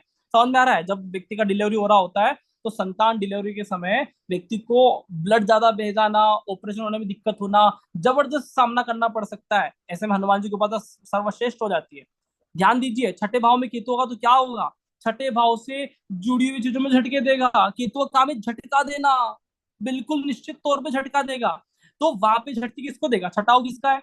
छठा भाव है प्रतियोगिता का, कंपटीशन का। अरे भैया कोई नहीं है टक्कर में, आप आ जाओ लड़ने, है ना, गवर्नमेंट जॉब पास कर लेगा, अधिकारी बन जाएगा, बड़े बड़े लोगों को निपटा देता है। बोले कौन है हमारे सामने? कोई नहीं है टक्कर में। ध्यान दीजिए, ये छठे भाव में और 10th हाउस में, दोनों में लगभग एक जैसा रोल प्ले करता है केतु, है ना। 10th हाउस में केतु होगा तो भारत सरकार में बहुत गहराई से काम करता है, ठीक है ना, वो भी गुप्त जासूसी का। तो केतु जिस भी भाव में होगा वहां पे झटके देता है गहराई वाले, पता भी नहीं चलता कि कौन सा व्यक्ति ने जासूसी की। आपको बता दूं, केतु के एक और गुण है, जासूसी करना। जितनी केतु जासूसी कर सकता है उतना तो कोई भी ग्रह जासूसी कर ही नहीं सकता। केतु मतलब इधर उधर झांकना, सूक्ष्म रूपधरी सिंह दिखावा, विकट रूपधरी लंका जलावा, भीम रूपधरी असुर संहार। रामायण बोलती है, राहुल माहेश्वरी नहीं बोल रहा, मैं तो आपको एक्सप्लेन करने आया हूँ, प्रेजेंटेशन देने आया हूँ। तो हनुमान जी सूक्ष्म रूप में जाकर पूरी लंका को देख के आ गए कि भैया माता सीता रहती कहाँ है, कहाँ रहती है, किसी को पता भी नहीं चला, किसी भी व्यक्ति को पता नहीं चला। रावण के बिल्कुल ऊपर से निकल के चले गए।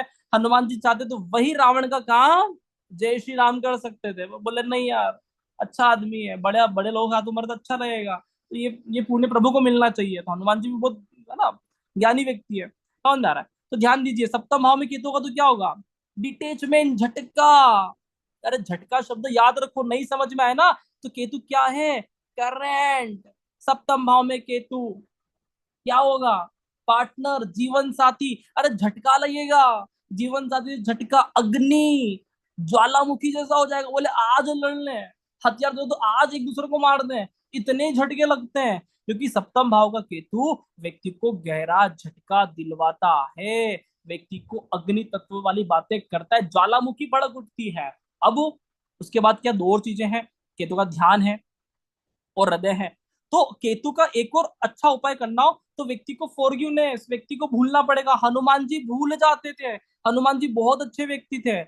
केतु मतलब हनुमान की बात कर रहे, केतु मतलब हनुमान। और हनुमान के अंदर एक और गुण था कि भुला देना, भुला देना, फॉरगिवनेस, माफ कर देना। पता ही नहीं है क्या हुआ तो व्यक्ति इतना झटका सहन कर लेता है और फिर वो मन ही मन भुला देता है कि भैया ये मेरा जीवन साथी भी है, बिल्कुल भुला के आगे बढ़ जाता है। और वो व्यक्ति जिस भी भाव में केतु होगा ना, वही व्यक्ति व्यक्ति के स्पिरिचुअलिटी का सीढ़ी बनेगा। आध्यात्मिक जीवन की वही एकमात्र सीढ़ी है, इस बात को ध्यान रखें।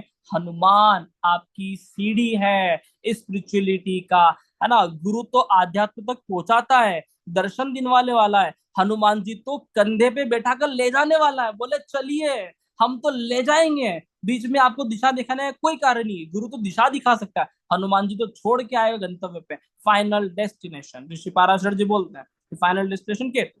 चलिए, अष्टम भाव में केतु क्या होगा? अरे व्यक्ति ने जीते जी झटके देखे, उसने जीते जी मृत्यु को देखा है। अष्टम भाव में केतु, इस व्यक्ति ने जीवन में एक समय ऐसा आ गया होगा कि उसने जीते जी इतने झटके देख लिए कि उसको लग गया कि भैया मृत्यु भी छोटा है, मृत्यु भी अब भारी नहीं लगता। अष्टम भाव के तो जीते जी इतने युद्ध देख लिए, ग्रह कलेश देख लिया, बोले क्या बात है यार, ये व्यक्ति बहुत गहरी डीपेस्ट मेडिटेशन, डीप नॉलेज, उसको किसी ज्ञान की आवश्यकता नहीं। ऐसा नहीं कह रहा हूं कि अष्टम भाव में केतु बहुत ज्ञानी होगा, अभी तक अनुभव में ये रहा कि अष्टम भाव के केतु वाले बहुत अच्छे एस्ट्रोलॉजर और ज्ञानी नहीं होते हैं, लेकिन ये बहुत ज्यादा आध्यात्मिक होते हैं, इनको ज्ञान लेने की आवश्यकता ही नहीं है। ये वैसे ही उस सीढ़ी से ऊपर निकल चुके हैं। ज्ञान के ऊपर की सीढ़ी होती है आध्यात्म। ध्यान देना, अरे ज्ञानी तो रावण भी था, लेकिन आध्यात्मिक नहीं हो पाया। और ज्ञान के ऊपर की सीढ़ी होती है आध्यात्मिक, और अष्टम भाव का केतु आध्यात्मिक दृष्टिकोण से बहुत ऊंचा शिखर पे होता है, लेकिन झटके बहुत बड़े बड़े, हृदय कंपन हो जाए, हृदय कांप जाए, व्यक्ति जीते जी मर जाए, इतने भयानक झटके लगते हैं, भयानक झटके। ध्यान देना इन चीजों को, बहुत भारी भाव है अष्टम। नवम भाव में केतु झटके देगा, कहाँ पे? अब यहाँ पे अलग तरह से रोल प्ले करेगा। नवम भाव में केतु है तो व्यक्ति कट्टर हो जाएगा, धर्म का भाव है ना, धर्म के मामले में कट्टर हो जाना, हिंदू सनातन संस्कृति को ही फॉलो करेंगे, कुछ भी हो जाए दीपक लगाएंगे, समझ में आ रही नहीं आ रहा है? तो ये नवम भाव वाले केतु बिल्कुल आक्रोश से भर जाते हैं, झटके लगा देते हैं। राम मंदिर में जिन लोगों ने सारा युद्ध किए, नवम भाव की केतु वाले, नवम केतु का पूरा असर रहा है, समझ में आ रहा है? तो आपको पता है जब भगवान श्री राम का मंदिर बना, तब धनु राशि में केतु था, काल पुरुष कुंडली से, है ना? ऐसा माहौल बना, ऐसा ऐसा ओरा बन गया कि भगवान श्री राम का मंदिर का स्थापना हो गया। ध्यान दीजिएगा चीजों को लेकर। 10th हाउस को बता ही दिया हूं मैं। 11th हाउस में केतु, 11th हाउस में केतु, ठीक है। ऋषि पाराशर जी से दो भाव को लेकर अच्छा बोलते हैं कि केतु अगर यहाँ पे बिना किसी ग्रह की युति में हो तो ये दोनों भाव बिना किसी झटकों के आराम से व्यक्ति के डेस्टिनेशन निकाल देते हैं। सिर्फ केतु इन दो भाव में अच्छा रिजल्ट देता है, बाकी हर भाव में झटकों के साथ जीवन यापन करना उसका डेस्टिनी है, उसकी नीति है, चाहे किसी भी भाव में हो। इन दो भावों में अच्छा रिजल्ट देता है। लेकिन इसमें क्या होता है, ऐसा नहीं कि बहुत अच्छा हो जाएगा, अरे केतु अच्छा करने के लिए आया ही नहीं है, केतु आपको अंदर तक रुलाने आया है, अंदर तक, भीतर तक व्यक्ति रोए, भीतर तक व्यक्ति अंदर उतरे, उसको ही बोलते हैं केतु। और 11th हाउस में केतु होगा तो 11th हाउस होता है मान का, सम्मान का, पद का, प्रतिष्ठा का, उच्च पद का। आपको जाके लोग माला पहना है, फूल माला पहना है, स्वागत करे, सम्मान दे। अरे भैया भाव 11 में केतु है, ये सब चीजें नहीं होगा, बाकी सारा होगा। नहीं मिलेगा मान, नहीं मिलेगा सम्मान, चार लोगों में जाओगे आपको दिक्कत आएगा। और दिक्कत कब ज्यादा आएगा, जब आपने मांग लिया सम्मान, अरे भैया जो मांगा वो तो फिर बिल्कुल नहीं मिलेगा, हाईएस्ट लेवल ऑफ वक्री। अगर कुछ मांग लिया ना केतु से, जिस भाव में बैठा है, अगर 11th हाउस में केतु बैठा, आपने मांग लिया कि मेरा खूब नाम सम्मान हो, अब जीवन में सब कुछ हो जाएगा, बस ये नहीं होगा, जो मांगा वो नहीं होगा। ध्यान दीजिएगा, केतु पूरा उलट कर देता है, क्योंकि केतु किसी भी तरह से भौतिक इच्छा को फुलफिलमेंट करने वाला नहीं है। इसका उलट लीजिए, अगर आप मान सम्मान आपको चाहिए ही नहीं, आप इसको उल्टा लीजिए कि मुझे मान सम्मान चाहिए ही नहीं, ना पद प्रतिष्ठा, कोई नहीं, मैं तो अपना कर्म कर रहा हूँ, मुझे बिल्कुल भी आशा नहीं है, ये इस तरह का व्यवहार रखा, ये केतु भर भर के मान सम्मान देगा। इसलिए ऋषि पाराशर जी बोले कि भैया 11th हाउस में केतु अच्छा होता है, बस आपको सोचने का नजरिया चेंज करना है।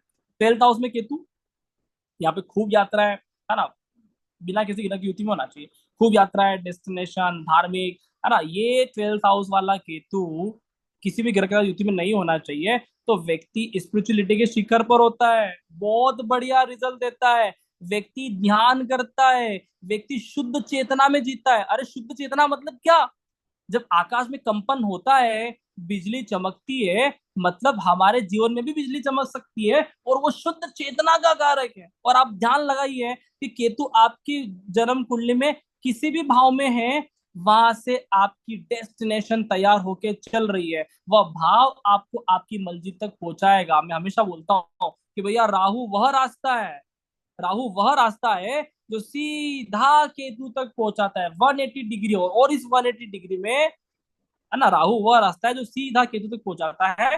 राहु को अपन बोलते हैं प्रारब्ध कर्म, और केतु को बोलते हैं मोक्ष। समझ में आ रहा है? रामायण ज्योतिषी बोलता है कि राहु को बोलते हैं भूतकाल, भगवान शिव का प्रिय, शिव जी कौन है, भूतों के संग है। केतु को बोलते हैं भविष्य काल, ब्रह्मा का। केतु मतलब भविष्य, आपका भविष्य कहाँ पे है, केतु आपकी फाइनल डेस्टिनेशन है, जहां पर बैठा है ये वही व्यक्ति है, उसी व्यक्ति ने आपको दर्शन करवाया है, उसी व्यक्ति ने आपको दर्शन करवाया है। इस बात का बहुत गहराई से ध्यान लगाना, और मैं आपको ये समझाने की कोशिश कर रहा हूँ कि केतु हमारी जन्म कुंडली में किस तरह से रोल प्ले करता है। तो ये सारी चीजें आपको बिल्कुल भी याद करने की आवश्यकता नहीं, हनुमान जी को देखना है। हनुमान जी को आपने एक बार अगर प्रॉपर तरीके से समझ लिया, मैं कहता हूँ आप खूब वंदना करें, खूब पूजा करें, खूब पाठ करें, लेकिन ज्योतिष को जिए, जीना आवश्यक है। अगर जी नहीं पाए तो हम ज्योतिष कैसे कर सकते हैं यार? जो जो हनुमान जी के अंदर है, Hanuman ji full of detachment. आपको पता है केतु जिस भी भाव में होता है ना, वहां से हमेशा खाली रहेगा, चाहे वो कितने ही रिश्ते बना ले। फोर्थ हाउस में केतु कितने लोगों को माँ बोलते, माँ क्या, माँ के लिए हमेशा व्यक्ति तरसता रहेगा। केतु तरस है यार, तरस जाएगा व्यक्ति उन चीजों के लिए। आप कितना ही कर लो, तरस उठेगा। तो लगन में केतु, अरे व्यक्ति तरस उठेगा यार कि मेरे को क्या समझ में नहीं आ रहा है, मेरे को समझ में नहीं आ रहा है, मेरी प्यास क्या है। सेकंड में केतु परिवार के लिए तरस जाएगा, थर्ड में केतु भाई बहनों के लिए, फोर्थ में केतु माता के लिए, पंचम में केतु प्रेमी के लिए, छठे में केतु मतलब बहुत सारी चीजों के लिए प्रतियोगिता, सप्तम में केतु है ना पति के लिए पत्नी के लिए, अष्टम में केतु है ना आध्यात्म के लिए, नवम में केतु धर्म के लिए, टेंथ में केतु कर्म के लिए है ना गवर्नमेंट, सरकार, ये भी गवर्नमेंट सिक्स हाउस में। ठीक है, इलेवंथ केतु मान सम्मान के लिए, ट्वेल्थ में केतु भगवान के लिए है। और इसीलिए ऋषि पाराशर जो बोलते हैं कि ट्वेल्थ हाउस में केतु तरसा देता है। और जहां पे होगी तरस, जहां पे होगी प्यास, व्यक्ति उसके लिए भागेगा। ध्यान दीजिए, राहु जिस भी भाव में होगा वहां की प्यास पूरी कर देगा, पूरी कर देगा। तो सोचा वो हो जाएगा। और केतु जहां भी होगा वहां से हमेशा प्यासा रखेगा। और इसीलिए लोग बोलते हैं कि ट्वेल्थ हाउस में केतु भगवान को मिला देता है, क्योंकि भगवान से मिलन की प्यास अभी अधूरी है। और प्यास अभी अधूरी है तो भैया तलब अधूरी है। तो व्यक्ति मिलकर ही रहता है। किसी व्यक्ति को पैसे कमाने की तलब है तो व्यक्ति पैसे निश्चित तौर पे कमाएगा। अब कुछ भी हो जाए, व्यक्ति पैसा कमा के रहेगा। किसी व्यक्ति को भगवान की तलब हो गई, अब कुछ भी हो जाए, वो प्यासा भगवान के लिए उस दुनिया से विदा ले लिया, उसको निश्चित रूप से उसकी प्यास डेफिनेटली पूरा होगा। केतु प्यास है, और खतरनाक प्यास है, उतनी बड़ी प्यास किसी की नहीं है। इसीलिए केतु को बोलते हैं, हाँ, माता सीता ने वरदान दिया था कि भैया तुम मेरे पुत्र हो, है ना। तो माता सीता मतलब फोर्थ हाउस, चंद्रमा, चंद्रमा की पुत्र केतु, समझ में आ रहा है? तो केतु चंद्र पुत्र है, आप ऐसा बोल सकते हो। केतु मतलब क्या है? चंद्र पुत्र है। और चंद्रमा पानी का कारक है। ठीक है, तो ये ध्यान दीजिए कि प्यास पूरा हुआ हनुमान जी का तो हनुमान जी पूर्ण हो गए, प्यास पूरा न होता तो हनुमान जी बहुत अपूर्ण थे। इस बात को ध्यान लगाए कि केतु अपूर्णता से पूर्ण करवाता है। ऐसा हो ही नहीं सकता कि जिस भाव में केतु हो और आप ये कह दो कि सर हम इस भाव से पूर्ण हो गए, ऐसा संभव नहीं है, ऐसा हो ही नहीं सकता। लेकिन यही केतु अपूर्णता से पूर्णता की बात करने की पूरी कहानी बयां करता है। उसी भाव को लेकर बस 4 स्टेप फॉलो होंगे आपके जीवन में। पहला लगेगा झटका, दूसरा लगेगा अग्नि, है ना, झटका लगने के बाद, अग्नि लगने के बाद फिर आ जाएगा ध्यान, मौन प्रकट हो जाएगा। और फिर व्यक्ति हृदय बड़ा कर लेगा कि जो हो रहा है वो प्रभु की मर्जी से हो रहा है, और मैं अब चीजों को समझ चुका हूं कि ये प्रभु ने ही करवाया है। और जब ऐसी भावना व्यक्ति के भीतर से प्रकट हो जाए, और हर व्यक्ति को वो बिल्कुल हृदय खोल के माफ कर दे कि शायद ये प्रभु का इच्छा यही रहा होगा, इसलिए ये ऐसा हुआ, कोई ग्लानि नहीं, कोई द्वेष नहीं। आप जिस दिन इस मोमेंट पे पहुंच जाओ, उसी दिन आपका केतु पूर्णता की ओर बढ़ चुका है। इस बात को ध्यान लगाएं। रामायण ज्योतिष अनंत है, और मैं आशा करता हूँ कि आप सभी को, है ना, आज के लेक्चर्स के माध्यम से बहुत कुछ समझ में आ रहा होगा, है ना, और बहुत अच्छा लग रहा होगा। ठीक है, तो केतु किस तरह से हमारे जीवन में कनेक्शन देता है, और हनुमान जी किस तरह से फॉर्गिवनेस हो जाते हैं। तो कभी कभी क्या होता है कि रिश्ते खटास में आ गए, होता है यार, मानव जीवन के साथ होता है कि रिश्ते नहीं बन रहे हैं। तो केतु के पास एक और चीज है, अंत तो सच्चाई वही है, फाइनल सच्चाई वही है कि केतु को भूलना पड़ेगा, भूलना ही होगा। जिस भाव में केतु है, आपको उस भाव के रिश्ते को बिल्कुल दिल खोल के माफ करके भूलना पड़ेगा, और ये मानना पड़ेगा कि ये भगवान की इच्छा था। और जिस दिन आप ये मान लोगे ना, उस व्यक्ति से रिश्ता भी सुधर जाएगा, वो व्यक्ति भी सही हो जाएगा। और केतु चमत्कार है, जैसे ही आपने अपनी चीजें चेंज करी, आपने ये स्वीकार कर लिया कि ईश्वर चला रहा है, हम नहीं चला रहे हैं, ईश्वर कर रहा है, हम नहीं कर रहे हैं, उस दिन से चमत्कार होना चालू हो जाएगा। और वही भाव जो आपको झटका दे रहा था, वही भाव जो बिजली दे रहा था, वही भाव से आपको जो शानदार रिजल्ट मिल सकता है, आप बोलोगे राहुल सर गजब, हमने जैसे ही ये अनुभव लिए हैं, और ये सारी चीजें अब है ना हो गया। और ये सारी चीजें ये मेरा व्यक्तिगत अनुभव है। अरे भैया मैं ज्योतिष पढ़ाने नहीं आया हूँ, ज्योतिष जीवन जीने की कला है। ये सारी चीजें जीकर आए हैं, उसके बाद बता रहा हूं मैं कि ऐसा होता है, निश्चित तौर पे होता है। समझ में आ रहा है कि नहीं आ रहा है? अच्छा, एक महत्वपूर्ण सूचना है, फिर आप सभी से क्वेश्चन लेता हूँ। रामायण ज्योतिष का बेच 21, आप सभी के आशीर्वाद से बेच 20 हमने पूरा किए हैं इन 7 सालों में। बेच 21 हमारा चलने वाला है। बेसिक से एडवांस सारी चीजें होगा, और 100% आपको सारी ज्योतिष कवर होगा, जिसमें हर एक टॉपिक हम लगभग लगभग सारे ही टॉपिक सीखने वाले विद 3 अलग अलग मेथड के मिक्सअप है, कृष्णमूर्ति पद्धति, वैदिक पद्धति और भृगुनंदी नाड़ी की पद्धति से। आज हनुमान जयंती की विशेष ऑफर पे आप सभी को, है ना, 12,999 का तो है ही है। इसके साथ साथ एक एक और जो फ्री एस्ट्रो वास्तु है, जो रामायणा फ्री एस्ट्रो वास्तु, आपको बिल्कुल निशुल्क मिलने वाला है। और आपको बता दूं, मैं सिर्फ रामायण पे ही शोध नहीं किया, रामायण ज्योतिष पे शोध नहीं किया, मेरा रामायण वास्तु पे भी शोध है, और आप सभी के लिए और रामायणा एस्ट्रो वास्तु बिल्कुल निशुल्क दिया जाएगा। इसका एक भी रुपया चार्जेस नहीं है, अगर आप आज ही हनुमान जयंती पे ज्वाइनिंग करवाते हैं, है ना। मेरे नंबर में आप एक बार डाल देता हूँ कि मेरा नंबर क्या है, यही नंबर मेरा, है ना, हर तरह का माध्यम है मेरे से बात करने का। ठीक है, आप फोन पे, गूगल पे कुछ भी करोगे, ठीक है, फोन पे, गूगल पे, पेटीएम कुछ भी करें, ये नंबर मेरा इसके अंदर दिख रहा है 7566 722 730 75 66 722 730। राहुल माहेश्वरी मेरा सबकास्ट झंवर है, आप पेमेंट करोगे झंवर आएगा। आप आज ही पेमेंट करते हैं तो आपको एस्ट्रो वास्तु रामायणा, जो कि हम भगवान राम जी के माध्यम से, है ना, हनुमान जी के माध्यम से, ये सारे रामायणों की पात्रों से हम एस्ट्रो वास्तु सीखेंगे। और इतना यूनिक कोर्स है कि ये, इसका कोई पैसा नहीं है यार, ये, है ना, मतलब अनमोल चीज है, अनमोल का हम कोई रेट नहीं लगा सकते, इसलिए बिल्कुल निशुल्क है आप सभी के लिए। और आप सभी, है ना, बिल्कुल इसको ज्वाइन कर सकते हैं। हाँ, अब किसी का कुछ भी प्रश्न है यार, आप बिल्कुल रखिए। और भगवान श्री हनुमान जी को पीले फल बहुत पसंद है, तो प्लीज जाकर आप भगवान श्री राम जी को, है ना, आम जरूर चढ़ाइए। मैडम, कोर्स का फीस 12,999 है ऑफर में। वैसे कोर्स का फीस 13,960 है, आप 12,999 पे कर सकते हैं। आपको लगता है राहुल सर टेंशन है, इतने पैसा नहीं कर सकते, कोर्स मेरा नहीं है यार, कोर्स भगवान श्री राम का है। आप रामायण ज्योतिष पढ़ने वाले हो, एक इंस्टॉलमेंट, दो इंस्टॉलमेंट, तीन इंस्टॉलमेंट में भी पे कर सकते हो, कोई एडिशनल चार्जेस आज नहीं है। हालांकि 4,750 रुपया हमारा पर मंथ का इंस्टॉलमेंट है, लेकिन आज कोई एडिशनल चार्जेस नहीं है, आज हनुमान जी की कृपा पे, है ना। आप सभी बिल्कुल निश्चित रूप में ज्वाइन कर सकते हैं।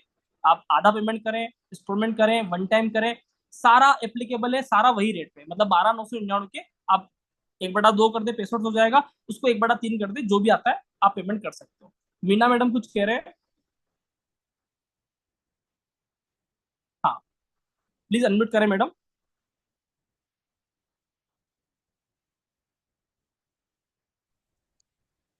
हाँ, जय हनुमान सर। बहुत नमस्कार मैम, ही जय श्री राम। बहुत ही अच्छा टॉपिक। और मतलब केतुआ तक समझ नहीं आया था, और जो आपने पढ़ाया ना, 12 का 12 भाव अच्छे से याद हो गए। कि सिर्फ इतना ही पता था डिटैचमेंट क्या है, कि ये चीजों को कम कर देता है। और मेरे पास ये उत्तर कालामृत बुक है, और इसके 138 पेज पे कालिदास ने भी यही कहा है जो आपने कहा है। सारा मैंने इसमें जो देखा साथ साथ, तो बहुत ही बढ़िया टॉपिक। बहुत बहुत धन्यवाद आपका। इतनी अच्छी नॉलेज आज हमें आपकी वजह से मिली, उसके लिए बहुत बहुत शुक्रिया। और मैंने आपसे कल भी बात की थी, मैं तो कोर्स में आने वाली हूँ। ठीक है। और बहुत ही अच्छी और मेरा 11th भाव में है। मेरे को सारे कह देते थे इन चीजों से बात भूल जाओ, कैसे भूल जाओ, अब आज समझ आया कैसे भूल। ओके, बहुत ही अच्छा, देखो, बहुत ही मैं मैं वन हमेशा थाउजेंड परसेंट बहुत ही बढ़िया। मैं हमेशा एक बात कहता हूँ, क्लास में भी ये बोला हम्म था मैं शुरुआत में, कि भैया आप हम्म हर जगह ज्योतिष जाओगे आपको याद करना पड़ेगा। हम्म आप रामायण ज्योतिष में आओगे, आपको ये बोलना पड़ेगा कि सर हम केतु को भूलना चाहते हैं, हम केतु के हम्म कारण से भूलना चाहते हैं, क्या हम भूल सकते हैं? भैया कोई गारंटी नहीं, आप नहीं भूल सकते। आप रामायण में हम्म ग्रह को, राशि को, नक्षत्र को, किसी भी टेक्निक को, यार मैं बिना किताब के, हम्म आपको पता है, बिना कोई किताब के पढ़ाता हूँ। जीवन में मैंने कभी किताब नहीं देखा ज्योतिष पढ़ाने के लिए। हम्म अरे आवश्यकता ही हम्म, नहीं है, आवश्यकता ही नहीं है, सही। भीतर से प्रकट हो रहा है। जब मुझे पता है कि हम्म राहुल माहेश्वरी अपने आप में किताब है, तो मैं क्या हम्म किताब देखूं? आपने कहा कि उत्तर कालामत में ये है, तो अब मैं जाके हम्म देखूंगा कि ऐसा कहाँ है ना। मैंने जब रामायण की रिसर्च किया, तो मैं अंदर से निकालता था, मेरे गुरुदेव बाहर सर्च करते थे। मैंने कहा सर देखते जाओ, हम्म बोले क्या निकाल रहे हो? मैंने कहा सर ये कर रहा हूँ। बोले भाई देखता हूँ, भाई देखता हूँ। समझ में आ रहा है? तो इसलिए मेरे गुरु, आई लव यू सर, है ना, प्रोफेसर मनीष हम्म तिवारी सर, मैं बहुत प्रेम करता हूँ उनको, और मैं चाहता हूँ हमेशा मुझे वो गुरु रूप में वो मिले। और हम्म हाँ, ठीक है, तो आप बिल्कुल ज्वाइन कर सकते हैं। हाँ, जिनकी तिथि नहीं है तो उनका अलग होता मैं प्रश्न कुंडली। हाँ ठीक है, रंजना मैडम आप मुझे पर्सनल में कॉल करना, आपने पहले भी किया है, आपका अधूरा रह गया था, आप मुझे पर्सनल कॉल करना 7566 722 730। हाँ ठीक है, बाकी आप हैंड राइज कर सकते हैं। कोर्स कितनी अवधि का है? देखो कोर्स अपना है 90 डेज का, 90 दिनों का। ठीक है, कोर्स की पीपीटी इसलिए शेयर नहीं कर रहा हूँ कि यार मैंने कर दिया है एक दो बार, आप राहुल मैशू चैनल पे जाओगे ना तो आपको किसी न किसी डेमो में दिख जाएगा। ठीक है, वहां मैंने स्पेशल बना भी रखा है। तो कोर्स 90 दिनों का है, सारे के सारे टॉपिक कवर होंगे। अरे कोई टॉपिक छूटेगा तो राहुल सर है ना उसके लिए, किरण मैडम मैं आ रहा हूँ आपके पास। ठीक है, तो कोई टॉपिक छूटता है तो राहुल माहेश्वरी है उसके लिए। ज्योतिष मेरा जीवन है यार, मैं ज्योतिष को जीता हूँ, ज्योतिष मेरा कर्म नहीं है सिर्फ, ज्योतिष जीवन जीने की कला है। समझ में आ रहा है? हाँ बताइए किरण मैम।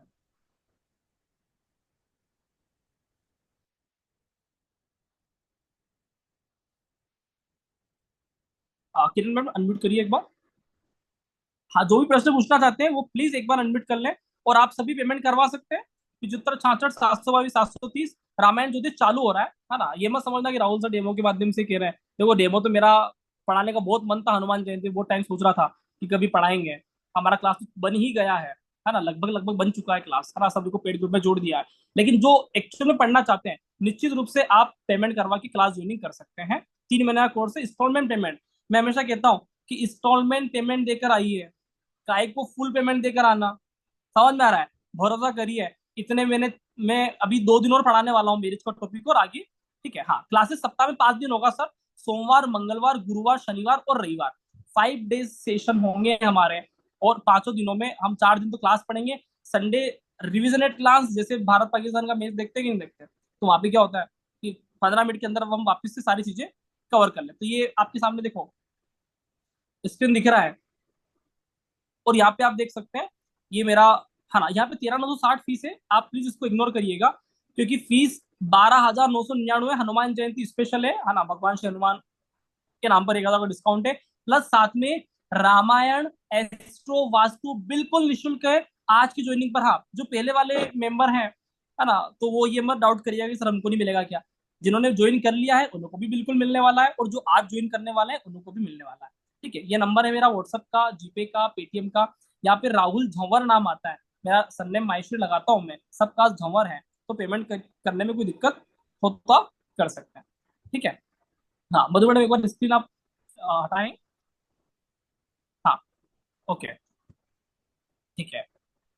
तो हाँ किरण मैडम आप बोलिए, आपके प्रश्न थे। सर मैं अभी एस्ट्रोलॉजी में पहले तो बिलीव नहीं करती थी, अभी कुछ दिनों से मैं इंटरेस्ट ले रही हूँ, आपकी क्लासेस मैं यूट्यूब पर भी देख रही हूँ।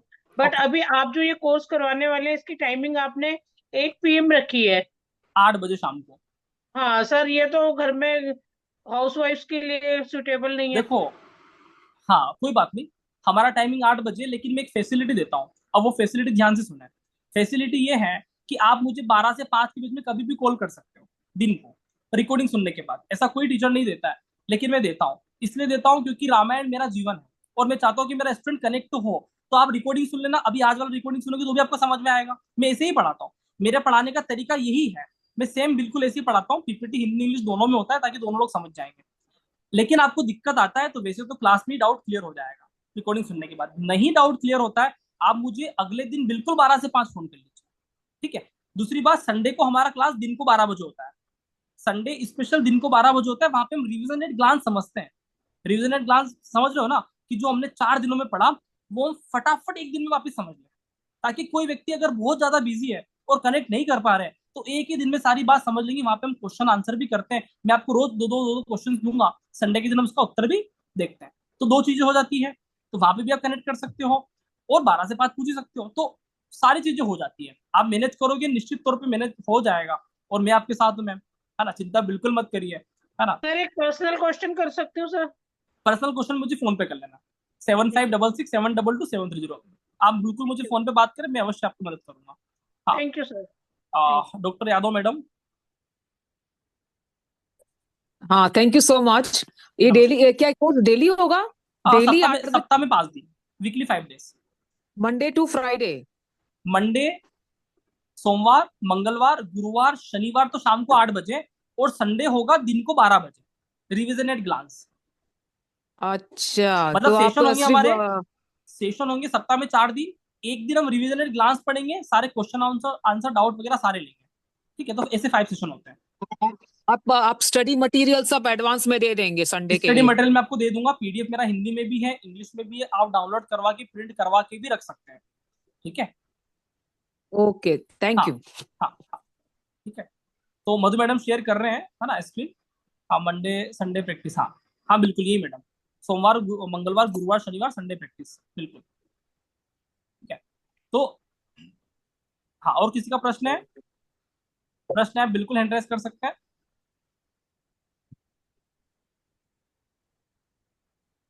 Okay. This one should be just. हाँ कोई नहीं। चलिए, तो आशा है आप सभी रामायण ज्योतिष में सभी आप सभी रामायण ज्योतिष में बिल्कुल इनरोल कर रहे हैं। और कल हमारा वापिस सेशन है। कल हम बात करेंगे विवाह को लेकर, कैसे विवाह जल्दी होगा, कैसे लेट होगा, है ना, हम बहुत सारी बातें कर लेंगे। मैडम चार्जेस 12,999 है टुडे ऑफर। वैसे फीस 13,960 है, लेकिन आज हनुमान जयंती पे 12,999 का ऑफर है। साथ में रामायणा वास्तु बिल्कुल फ्री है। रामायण एस्ट्रो वास्तु आज ज्वाइनिंग वालों के लिए, फिर कल करोगे तो फिर आप राहुल सर से मत कहना कि सर अब ऐसा हो गया है ना। तो आज हनुमान जयंती स्पेशल, आप टोकन अमाउंट करवा के भी आज वाला रामायण एस्ट्रो वास्तु बुक कर सकते हैं। ठीक है। Hello sir. हाँ हेलो। नमस्कार मैम। राम राम जी। सर राम ये राम। पूछना था कि वीडियो कब तक हमारे पास अवेलेबल रहेंगी जो आपकी तरफ एक से दी साल तक। जाएंगी? एक साल एक तक। साल तक। हाँ, एक साल तक कम से कम रखते हैं, है ना। उस हाँ बीच में जी, क्योंकि रिवीजन नहीं हो पाता ना इतने कम टाइम में। बिल्कुल बिल्कुल, एक साल तक तो आप आराम से रिवीजन कर लोगे, है ना। मतलब जो रिकॉर्डिंग हमारी होगी वही हमें मिलेगी या औरों की मिलेगी? नहीं, क्लासेस का रिकॉर्डिंग मिलेगा ना। अच्छा, जो हम हमारे साथ प्रैक्टिस होगी उसी जैसे की आज वाला मिलेगी। क्लास हुआ है और फॉर एग्जाम्पल 1 घंटे का। ठीक है। तो ये हाँ जी। रिकॉर्डिंग पूरा हाँ सेशन हो जी। गया, तो आपको रिकॉर्डिंग मिलेगा। हाँ। आप बिल्कुल इसको रिकॉर्डिंग को देख सकते हैं। ठीक है। और सर पे अभी कितना करना है? बुक करने के लिए कितना पे करना है? आप कितना भी पे कर सकते हो, आप चाहे तो पहला सीट बुक। इंस्टॉलमेंट पे कर सकते हो, है ना। ठीक है। अच्छा। 12,999, इसका एक ठीक है, बड़ा थैंक 3 पे कर थैंक सकते हो यू। जो आपको चाहे। ठीक है। आप बहुत अच्छा सिखाते हैं सर। Thank you ma'am. आप, है ना, 3100 4100 5100 जो भी रुपए देके चाहे पेमेंट कर सकते हैं, मैं आपको जोड़ दूंगा ग्रुप में। ठीक है। हाँ। आ, चंपा रानी मैडम, आप अनम्यूट करिए। जो भी प्रश्न पूछना चाहते हैं, मैं निवेदन करता हूँ कि आप हैंड राइज कर लीजिए एक बार, तो मेरे लिए आसान हो जाएगा। जी चंपा सर मैडम। मुझे ये पूछना था कि कल पेमेंट कर सकते हैं? आप बिल्कुल कल कर सकते हो, आपका ही कोर्स है। आप मुझे आज नाम इनरोल इनरोल करवा दीजिए, क्योंकि रामायण एस्ट्रो वास्तु का अलग से वो लिस्ट बनेगा। तो मुझे किसको इसको पे करना है। आज हनुमान जयंती स्पेशल ऑफर है, तो आप तो मुझे व्हाट्सअप कर देना। कोई बात नहीं, पेमेंट हाँ कल कर देना। हाँ हाँ, पेमेंट कल होगा, जो मेरे को जोड़ देना। ओके कोई इशू थैंक नहीं है मैम, आप बिल्कुल कल करवा देना, आप मुझे एक बार व्हाट्सअप कर देना। ठीक है। यू। ओके ओके ओके, मैं आपका नाम नोट कर लूंगा। ओके। ठीक है।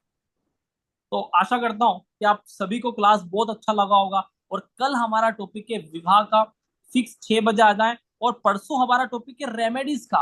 और रेमेडीज, अद्भुत रेमेडीज होने वाला है। मतलब हम यहाँ पे डेमो में तो सीख रहे हैं, ऐसा नहीं कि डेमो है तो मैं कम सिखा रहा हूँ। मैं उतना ही प्रेम से सिखा रहा हूँ जितना मैं क्लास में सिखाता हूँ, है ना। और आपको रेमेडीज में भी वो सीखने को मिलेगा, कल विवाह के टॉपिक में भी बहुत कुछ सीखने को मिलने वाला है। हाँ, मैं एक बार एक काम करता हूँ, कोर्स कंटेंट शेयर कर देता हूँ, जो आज नए हैं एक बार देख लीजिए। ठीक है। तो कोर्स कंटेंट में फटाफट शेयर करूंगा 5 मिनट में, आप बिल्कुल देख सकते हैं। देखिए, तो रामायण ज्योतिष क्या क्या सिखाने वाला है।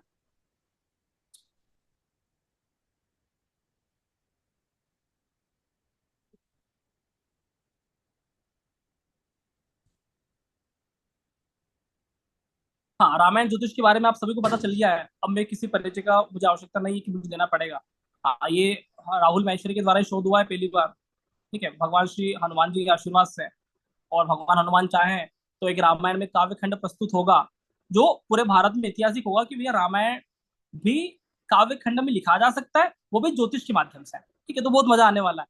हाँ, chapter 1 introduction of astrology, 5 element universe, 3 लोक, त्रिदेव ज्योतिष, रामायण ज्योतिष, नवग्रह, कारक तत्व, 4 युग एक्सप्लेनेशन थ्योरी। आज मैंने 4 युग का थोड़ा सा वर्णन किया है, क्लास में और अच्छे से करते हैं। है ना, role of sun, moon, north node, south node, special Rahu Ketu, 12 राशि, 12 आदित्य, सूर्य संक्रांति, कर्क संक्रांति, मकर संक्रांति, 12 राशि का 6 ऋतु के साथ एक्सप्लेनेशन। रोल ऑफ नक्षत्र, नक्षत्र मैथमेटिकल कैलकुलेशन क्या है, सौरवर्ष, चंद्रवर्ष, बहुत सारी बातें, रामायण का नक्षत्र के संबंध है ना, importance of 12th house, directional strength, है ना, anti clockwise rotation, theory of stability, दिशा बल, दिग्बल कॉन्सेप्ट आदि आदि। काल पुरुष कारक, कारक ग्रह इंपोर्टेंस, कारक तत्व, फिक्स्ड कारक कौन से होते हैं, है ना, ये ग्रहों के रंग, एज, अवस्था कैसे देखते आदि आदि। ग्रहण दोष, उच्च नीच राशि, मूल त्रिकोणी कौन से समझेंगे, पंच महापुरुष योग, शापित दोष, केंद्र दोष, कैसे इसका उपयोग करना है वो समझेंगे। रेट्रो प्लेनेट कॉन्सेप्ट, वक्री ग्रह क्या होता है, अस्त प्लेनेट क्या होता है, अस्त स्पेशल कॉन्सेप्ट, राहु केतु छाया ग्रह, बहुत सारी बातों विचार करने वाले हैं। भृगुनंदी नाड़ी स्पेशल कॉन्सेप्ट, चंद्रमा, बुध और शुक्र की कारकत्व के माध्यम से कैसे हम किसी व्यक्ति का कैरेक्टर प्रेडिक्शन कर सकते हैं, नेचर, माइंडसेट, बहुत सारी बातें। Stream of education, level of education, break in education, PhD, UG, PG क्या क्या करने वाला है, स्कूल में अच्छा पढ़ेगा, कॉलेज में अच्छा पढ़ेगा, रिसर्च करेगा कि नहीं करेगा, क्या होगा, लंबे समय तक करेगा, कब करेगा, आदि आदि, है ना। Prediction about career, Shukra Rahu special theory, Saturn very special in karmas, not for career, है ना। उपचय भाव कॉन्सेप्ट, भावात्म कॉन्सेप्ट, प्रिडिक्शन अबाउट वाणी, धन, कुटुंब, कथावाचक, professor, network marketing, digital marketing, property, पशुपालन, खेती, जमीन, आयुर्वेदिक, एस्ट्रोलॉजी, वास्तु, dancer, media, film industry, agriculture, loan, investment, break in career, retro planning special, मतलब लगभग 100, 150, 300, 400 तरह के करियर जो भी होते हैं हम सारा समझने वाले हैं।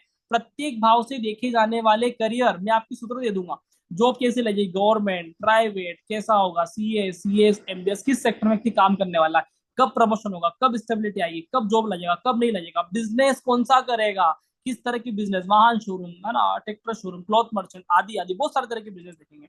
विदेश यात्राएं, कब विदेश जाएगा, कब पीएचडी करेगा, क्या विदेश पढ़ने के लिए जाएगा या घूमने फिरने के लिए जाएगा या हनीमून मनाने जाएगा, पीआर मिलेगा कि नहीं मिलेगा।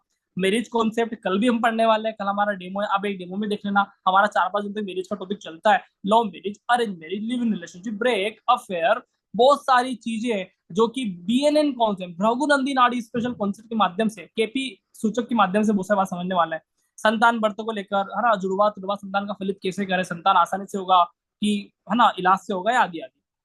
मेडिकल एस्ट्रोलॉजी, कब कौन सी बीमारी कब आने वाला है, मारक बाधक कॉन्सेप्ट, लंबी चलेगी, धीरे चलेगी, इलाज मिलेगा नहीं मिलेगा, मिलेगा तो कब मिलेगा, किसकी दशा में मिलेगा, आयुर्वेदिक इलाज कराना है, एलोपैथिक कराना, होम्योपैथिक कराना है, शेयर मार्केट, इंट्रा ट्रेडिंग कौन करे, लॉन्ग टर्म कौन करे, एग्रीकल्चर कमोडिटी, गोल्ड सिल्वर, तेजी मद्दी, बहुत सारी चीजें आएगी, ठीक है। हाँ, ये सारा आ जाएगा, है ना। ओप्पो और रीनो मैडम, क्या नाम है आपका, बिल्कुल सारा आएगा, इसकी जवाबदारी राहुल महेश्वरी की है, मैं आपको हर चीज कनेक्ट कराऊंगा। रतन रेमेडीज, मंत्र रेमेडीज, एस्ट्रोवास्तु रेमेडीज, है ना, ये रेमेडीज सीखेंगे। रामायण कॉन्सेप्ट, है ना, शिव स्पेशल कॉन्सेप्ट, देवता, healing, donation, lucky number, lucky ग्रह, आदि आदि। राहु वेरी स्पेशल कॉन्सेप्ट, आज हमने केतु का पढ़ा है, आप जब राहु पढ़ोगे तो आप बोलोगे सर अल्टीमेट, मजा आ गया, ऐसा ज्योतिष तो हमने देखा ही नहीं है ना। तो राहु बिल्कुल फिक्स्ड इवेंट की बात करते हैं, होना तो वही है जो राहु कहेगा, राहु की घटना को रोका नहीं जा सकता। राहु ब्लैक होल, ग्रहण योग, वेरी स्पेशल कॉन्सेप्ट, पावरफुल योग इन जन्म कुंडली, है ना। Special concept in all 3 method, वैदिक, केपी, बीएनएन कॉन्सेप्ट, केपी सूचक, केपी कॉम्बिनेशन, टेनेंटेड, अनटेनेंटेड, एबीसीडी सूचक, बहुत सारी बातें। गोचर, सूर्य, चंद्रमा, गुरु का गोचर, टाइमिंग ऑफ इवेंट, घटना कब होगा, किस दिन होगा, किस वर्ष होगा, मेरा टॉपिक पूरा बेसिक से एडवांस चलता है, ये आपको एडवांस टॉपिक नजर आ रहे होंगे सारे के सारे, लेकिन ये भी हम सीखेंगे, है ना। 2 मिनट के अंदर क्विक प्रेडिक्शन, हमारी कला है कि 2 मिनट के अंदर कुंडली खोले और आप बता सके कि करियर सेट होगा नहीं होगा, विवाह होगा नहीं होगा, जल्दी होगा लेट होगा, कोर्ट केस, प्रॉपर्टी केस, बहुत सारी अथाह बातें यार, मैं क्या क्या बताऊं। अद्भुत कोर्स है, 6 महीने का फ्री प्रैक्टिस प्लेटफॉर्म मिलने वाला है, फ्री कुंडली प्रैक्टिस प्लेटफॉर्म मिलने वाला, घर भर कितनी कुंडलियां दिखाओ, कोई एक्स्ट्रा चार्जेस नहीं है, हमारा टीम आपसे कोई एक्स्ट्रा चार्जेस किसी सॉफ्टवेयर का, किसी फाइल का कभी नहीं लेने वाला है, सारी व्यवस्था इसके अंदर रहेगा। हम रामायण ज्योतिष पढ़ाते हैं और जो कहते हैं वही करते हैं, ध्यान रहना चाहिए, ठीक है। फीस, ठीक है, क्या बात करना, फीस का आपको बता ही दिया हूँ। फीस 13,960 है। Hanuman Jayanti very special offer 12,999 plus Ramayan, astro, vastu, जो यूनिक टॉपिक है, भगवान हनुमान को, राम जी को, और कैसे हम एस्ट्रो वास्तु से रेमेडीज पार्ट को कनेक्ट करेंगे, तो बहुत सारी बातें सीख सकते हैं। ये मेरे नंबर है, आप इसका स्क्रीनशॉट ले लीजिए, आपको मुझसे बात करने में आसानी रहेगा।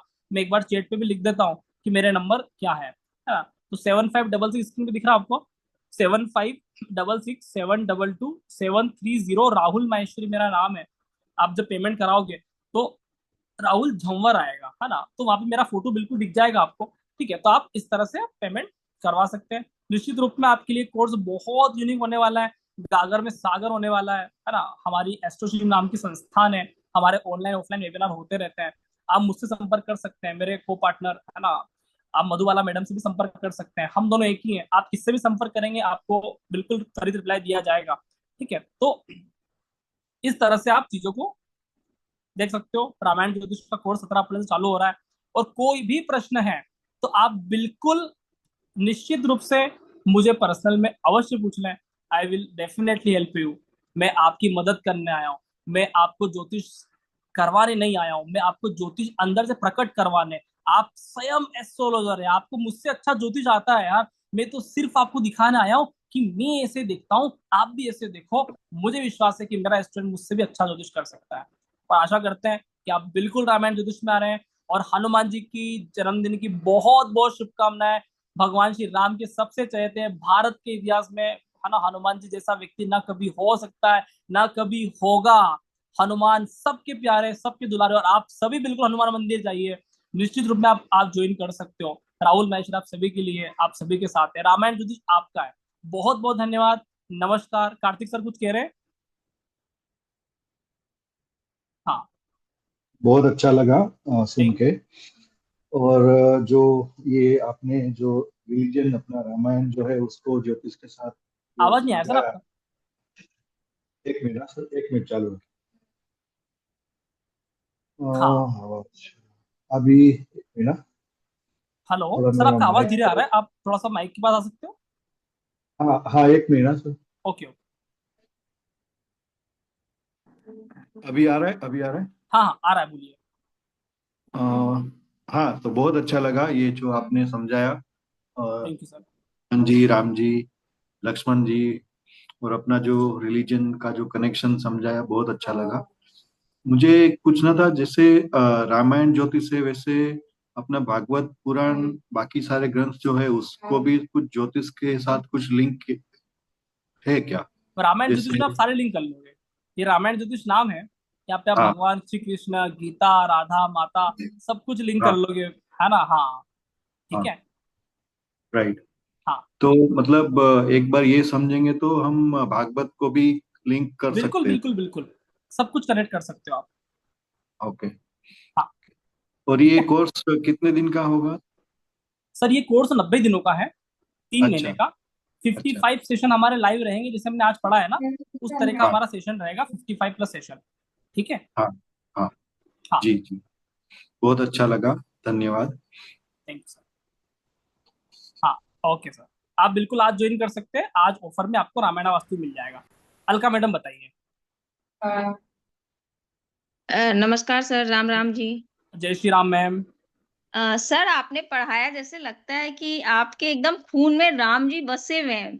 इतने अच्छे से समझाया कि वो मतलब कि अब सही, आप सही कह रहे थे कि वो दिमाग से उतरेगा नहीं, एकदम अंदर चला गया है।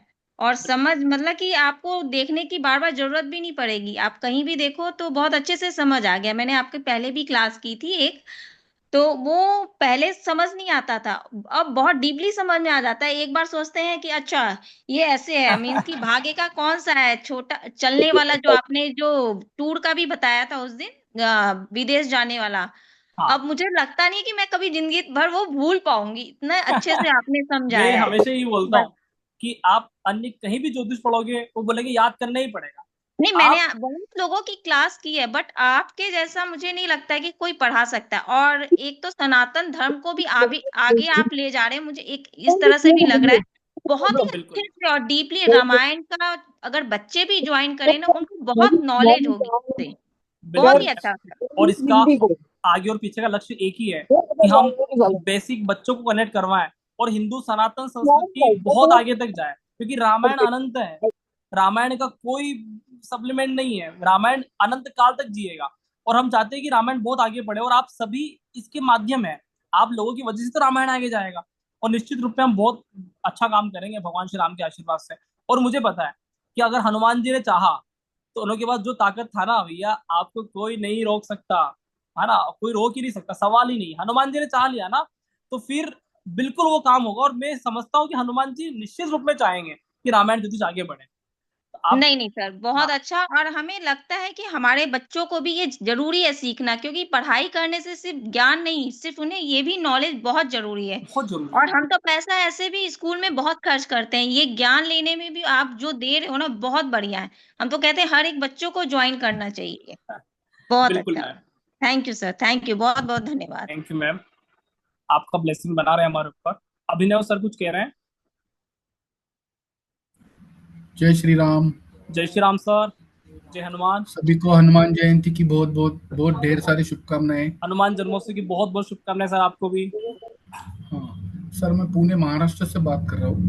अच्छा अच्छा, बताइए। हाँ, मैं काफी सारे सेशंस अटेंड करता हूँ, हाँ लेकिन आपने जो आज सिखाया, हाँ मतलब मैं केतु से कोरिलेट करता हूँ। 777 है लाइफ में, इसके चलते इतनी सारी परेशानियां हैं कि पूछिए मत। कैसा है अभी, सबको झटके लग सबके रहे होंगे सामने ना, केतु वाला झटका डालता है। झटके। हाँ पूछिए मत, लेफ्ट राइट अप डाउन कहीं से भी जहां पे जगह मिले वहीं से झटके लगते हैं। होता है। केतु का अंतिम स्वरूप मैंने बताया ना, अंतिम स्वरूप बिल्कुल माफी है, कि व्यक्ति बिल्कुल मुक्त हो जाता है कि जो हो रहा है बहुत बढ़िया हो रहा है। ये केतु का फाइनल स्वरूप है, लेकिन उसके पहले झटका, उसके पहले अग्नि, आक्रोश, लड़ाई। समझ में आ रहा है, नहीं आ रहा है? ऐसा होता है, आक्रोश बिल्कुल ऐसा निश्चित है, तौर पे होगा। आक्रोश ऐसा है कि पूछिए मत। बिल्कुल, आप हनुमान जी का बिल्कुल सर आप पूजा करें, और बर्थडे के दिन आप कुछ विशेष गिफ्ट दे तो बच्चे लोग बहुत खुश होते हैं ना। हनुमान जी को बोलते हैं बाल्यावस्था कारक। 3 ग्रह होते हैं जो हाँ बाल्यावस्था कारक होते हैं। चंद्र, बुध, केतु तीनों बाल्यावस्था कारक है। चंद्रमा भी छोटा बच्चा है, बुध भी छोटा बच्चा है, और केतु तो ब्रह्मचर्य है, बिल्कुल छोटा बच्चा है। और हनुमान जी तो बहुत ज्यादा शरारत करने वाले व्यक्ति हैं, ध्यान देना चीजों को लेकर। तो हनुमान जी बहुत खुश होते हैं। ऐसा नहीं कि हनुमान जी खुश नहीं होते, हनुमान जी छोटी छोटी चीजों से बहुत ज्यादा खुश होते हैं। और उनको बहुत मजा आता है। आप उनके लिए प्रसाद बनाइए, खीर बनाइए, प्रेम से खिलाइए, टॉफी खिलाइए, जो आप खा रहे हो वो खिलाइए। हनुमान जी बहुत मजा आएगा उनको, क्योंकि हनुमान जी बहुत प्यार करते हैं। छोटे बच्चे हैं ना, ध्यान देना। और उसमें और एक मतलब अभी क्या गलती कही है या कुछ भी कही है, वो हो गया है हमारे फैमिली से। फैमिली में मैं सबसे छोटा हूँ। नॉर्थ ईस्ट में टॉयलेट आ गया हमारे यहाँ से, यहाँ में। तो वो भी है एक बहुत बड़ी दिक्कत। कोई बात नहीं, आप मुझे फोन करना 7566722730। तो आप अभी बाय सभी हार्ट हो गया आपका नंबर। ठीक है, ओके। जी सर, क्या कह रहे थे आप? हाँ, मैं ये कह रहा था कि आप मुझे कुछ भी परेशानी हो मुझे फोन कर सकते हैं, और आज ही ज्वाइनिंग ले सकते हैं, इस पे आपको स्पेशल डिस्काउंट है। ठीक है, चलेगा जी जी चलिए, जी। ओके। यादव मैडम कुछ कह रहे हो?